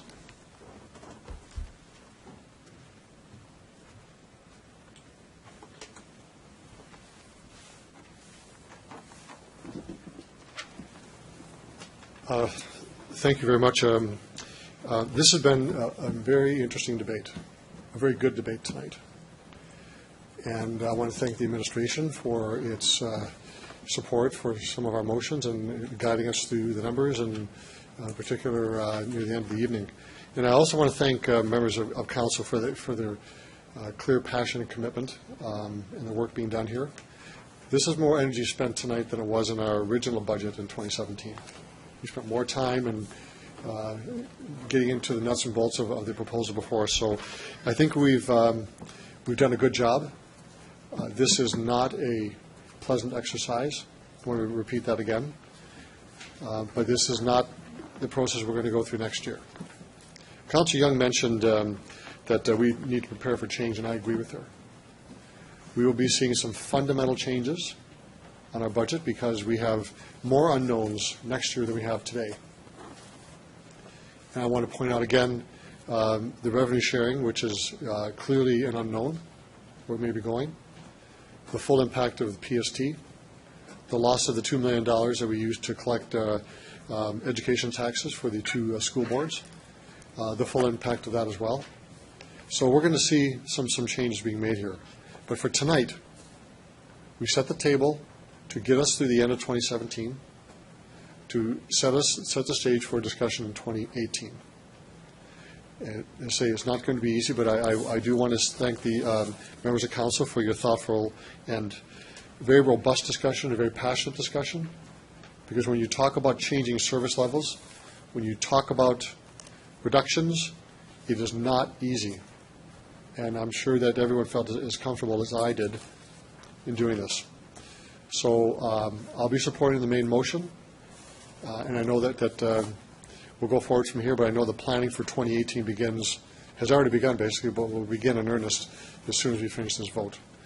So I want to again thank everyone for their contributions to a very difficult time when you have two budgets to do in 1 year. Thank you.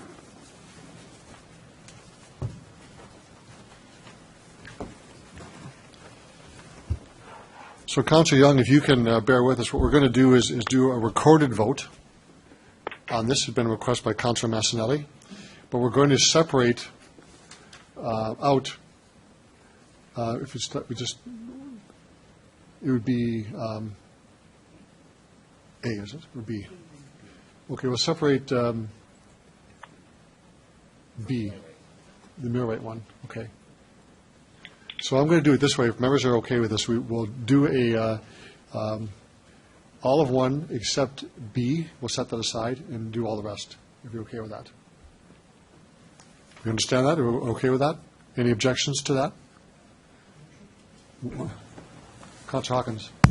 I have some concern with separating out B, and it's only because we've already voted on. I understand.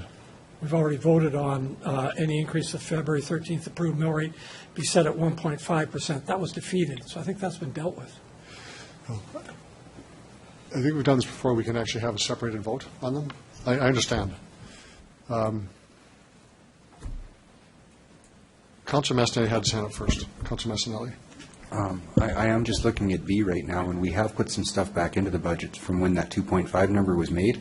If my math is correct, that should actually be 2.7% of the things we've put back into services. Okay, so now we're back into it again. To the administration, is that right? Through you, Your Worship, the items that were put back in, that total $295,000, those were the recreation items. Mm-hmm. And then, of course, the increase in the parking fines, those two basically balance each other off, so there's no need to increase above 2.5. So the offset, okay. So is it, let me ask the members of council, are you okay with separating 1B from the motion? Will you please tell me what 1B is? I can't see it. 1B is the mill rate of 2.5%. Councillor Findura would like to vote that separately. He doesn't support that, but he supports, I guess, the rest of the budget. Okay, thank you. Are we okay with that? Councillor O'Donnell. I don't know, procedure only. Yeah, procedure. So I get the 2.5. Is the mill rate accurate? Yes? It hasn't changed? It shouldn't change. I just want to be clear. Thank you. Okay. So I want to ask for a motion of all the recommendations except 1B. A recorded vote. Mr. Clerk. Councillor Hawkins. I support the budget. Councillor Findura. I support the budget. Councillor Bresciani. Councillor Murray. Yes. Councillor Stevens. Opposed. Councillor Flagel. Opposed. Councillor Mancinelli.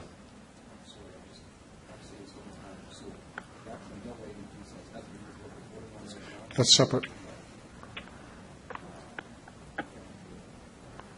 You're in favor, Councillor Mancinelli?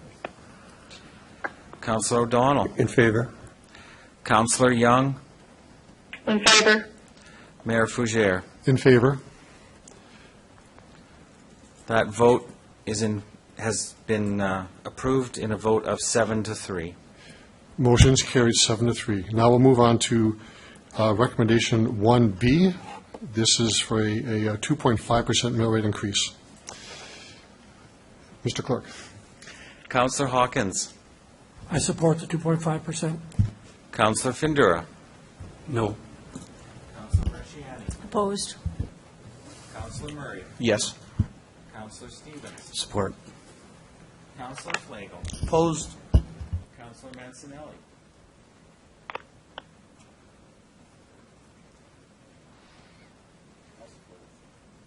I just need you to say things to the microphone.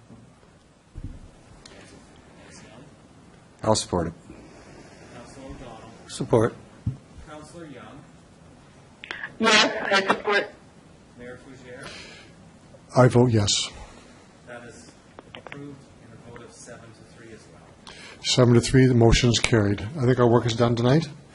Again, I want to thank the administration for the patience.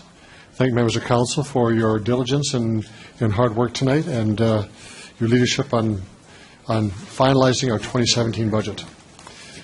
Councilor Hawkins on a procedure only. Move adjournment. Seconder. Councilor Findura. All those in favor? Opposed? Thank you very much, everybody, and have a great evening. So we couldn't put any programs back on, or we couldn't start from fresh. It would just be, we pulled out of the reserves. Yeah, no, you could do whatever you want. No, we couldn't before. Well, yeah, but you could have put everything back on, except the ones that we voted against. Ah, Yeah. this is stupid. I said that out loud, sorry. Totally bullshit, and there he goes.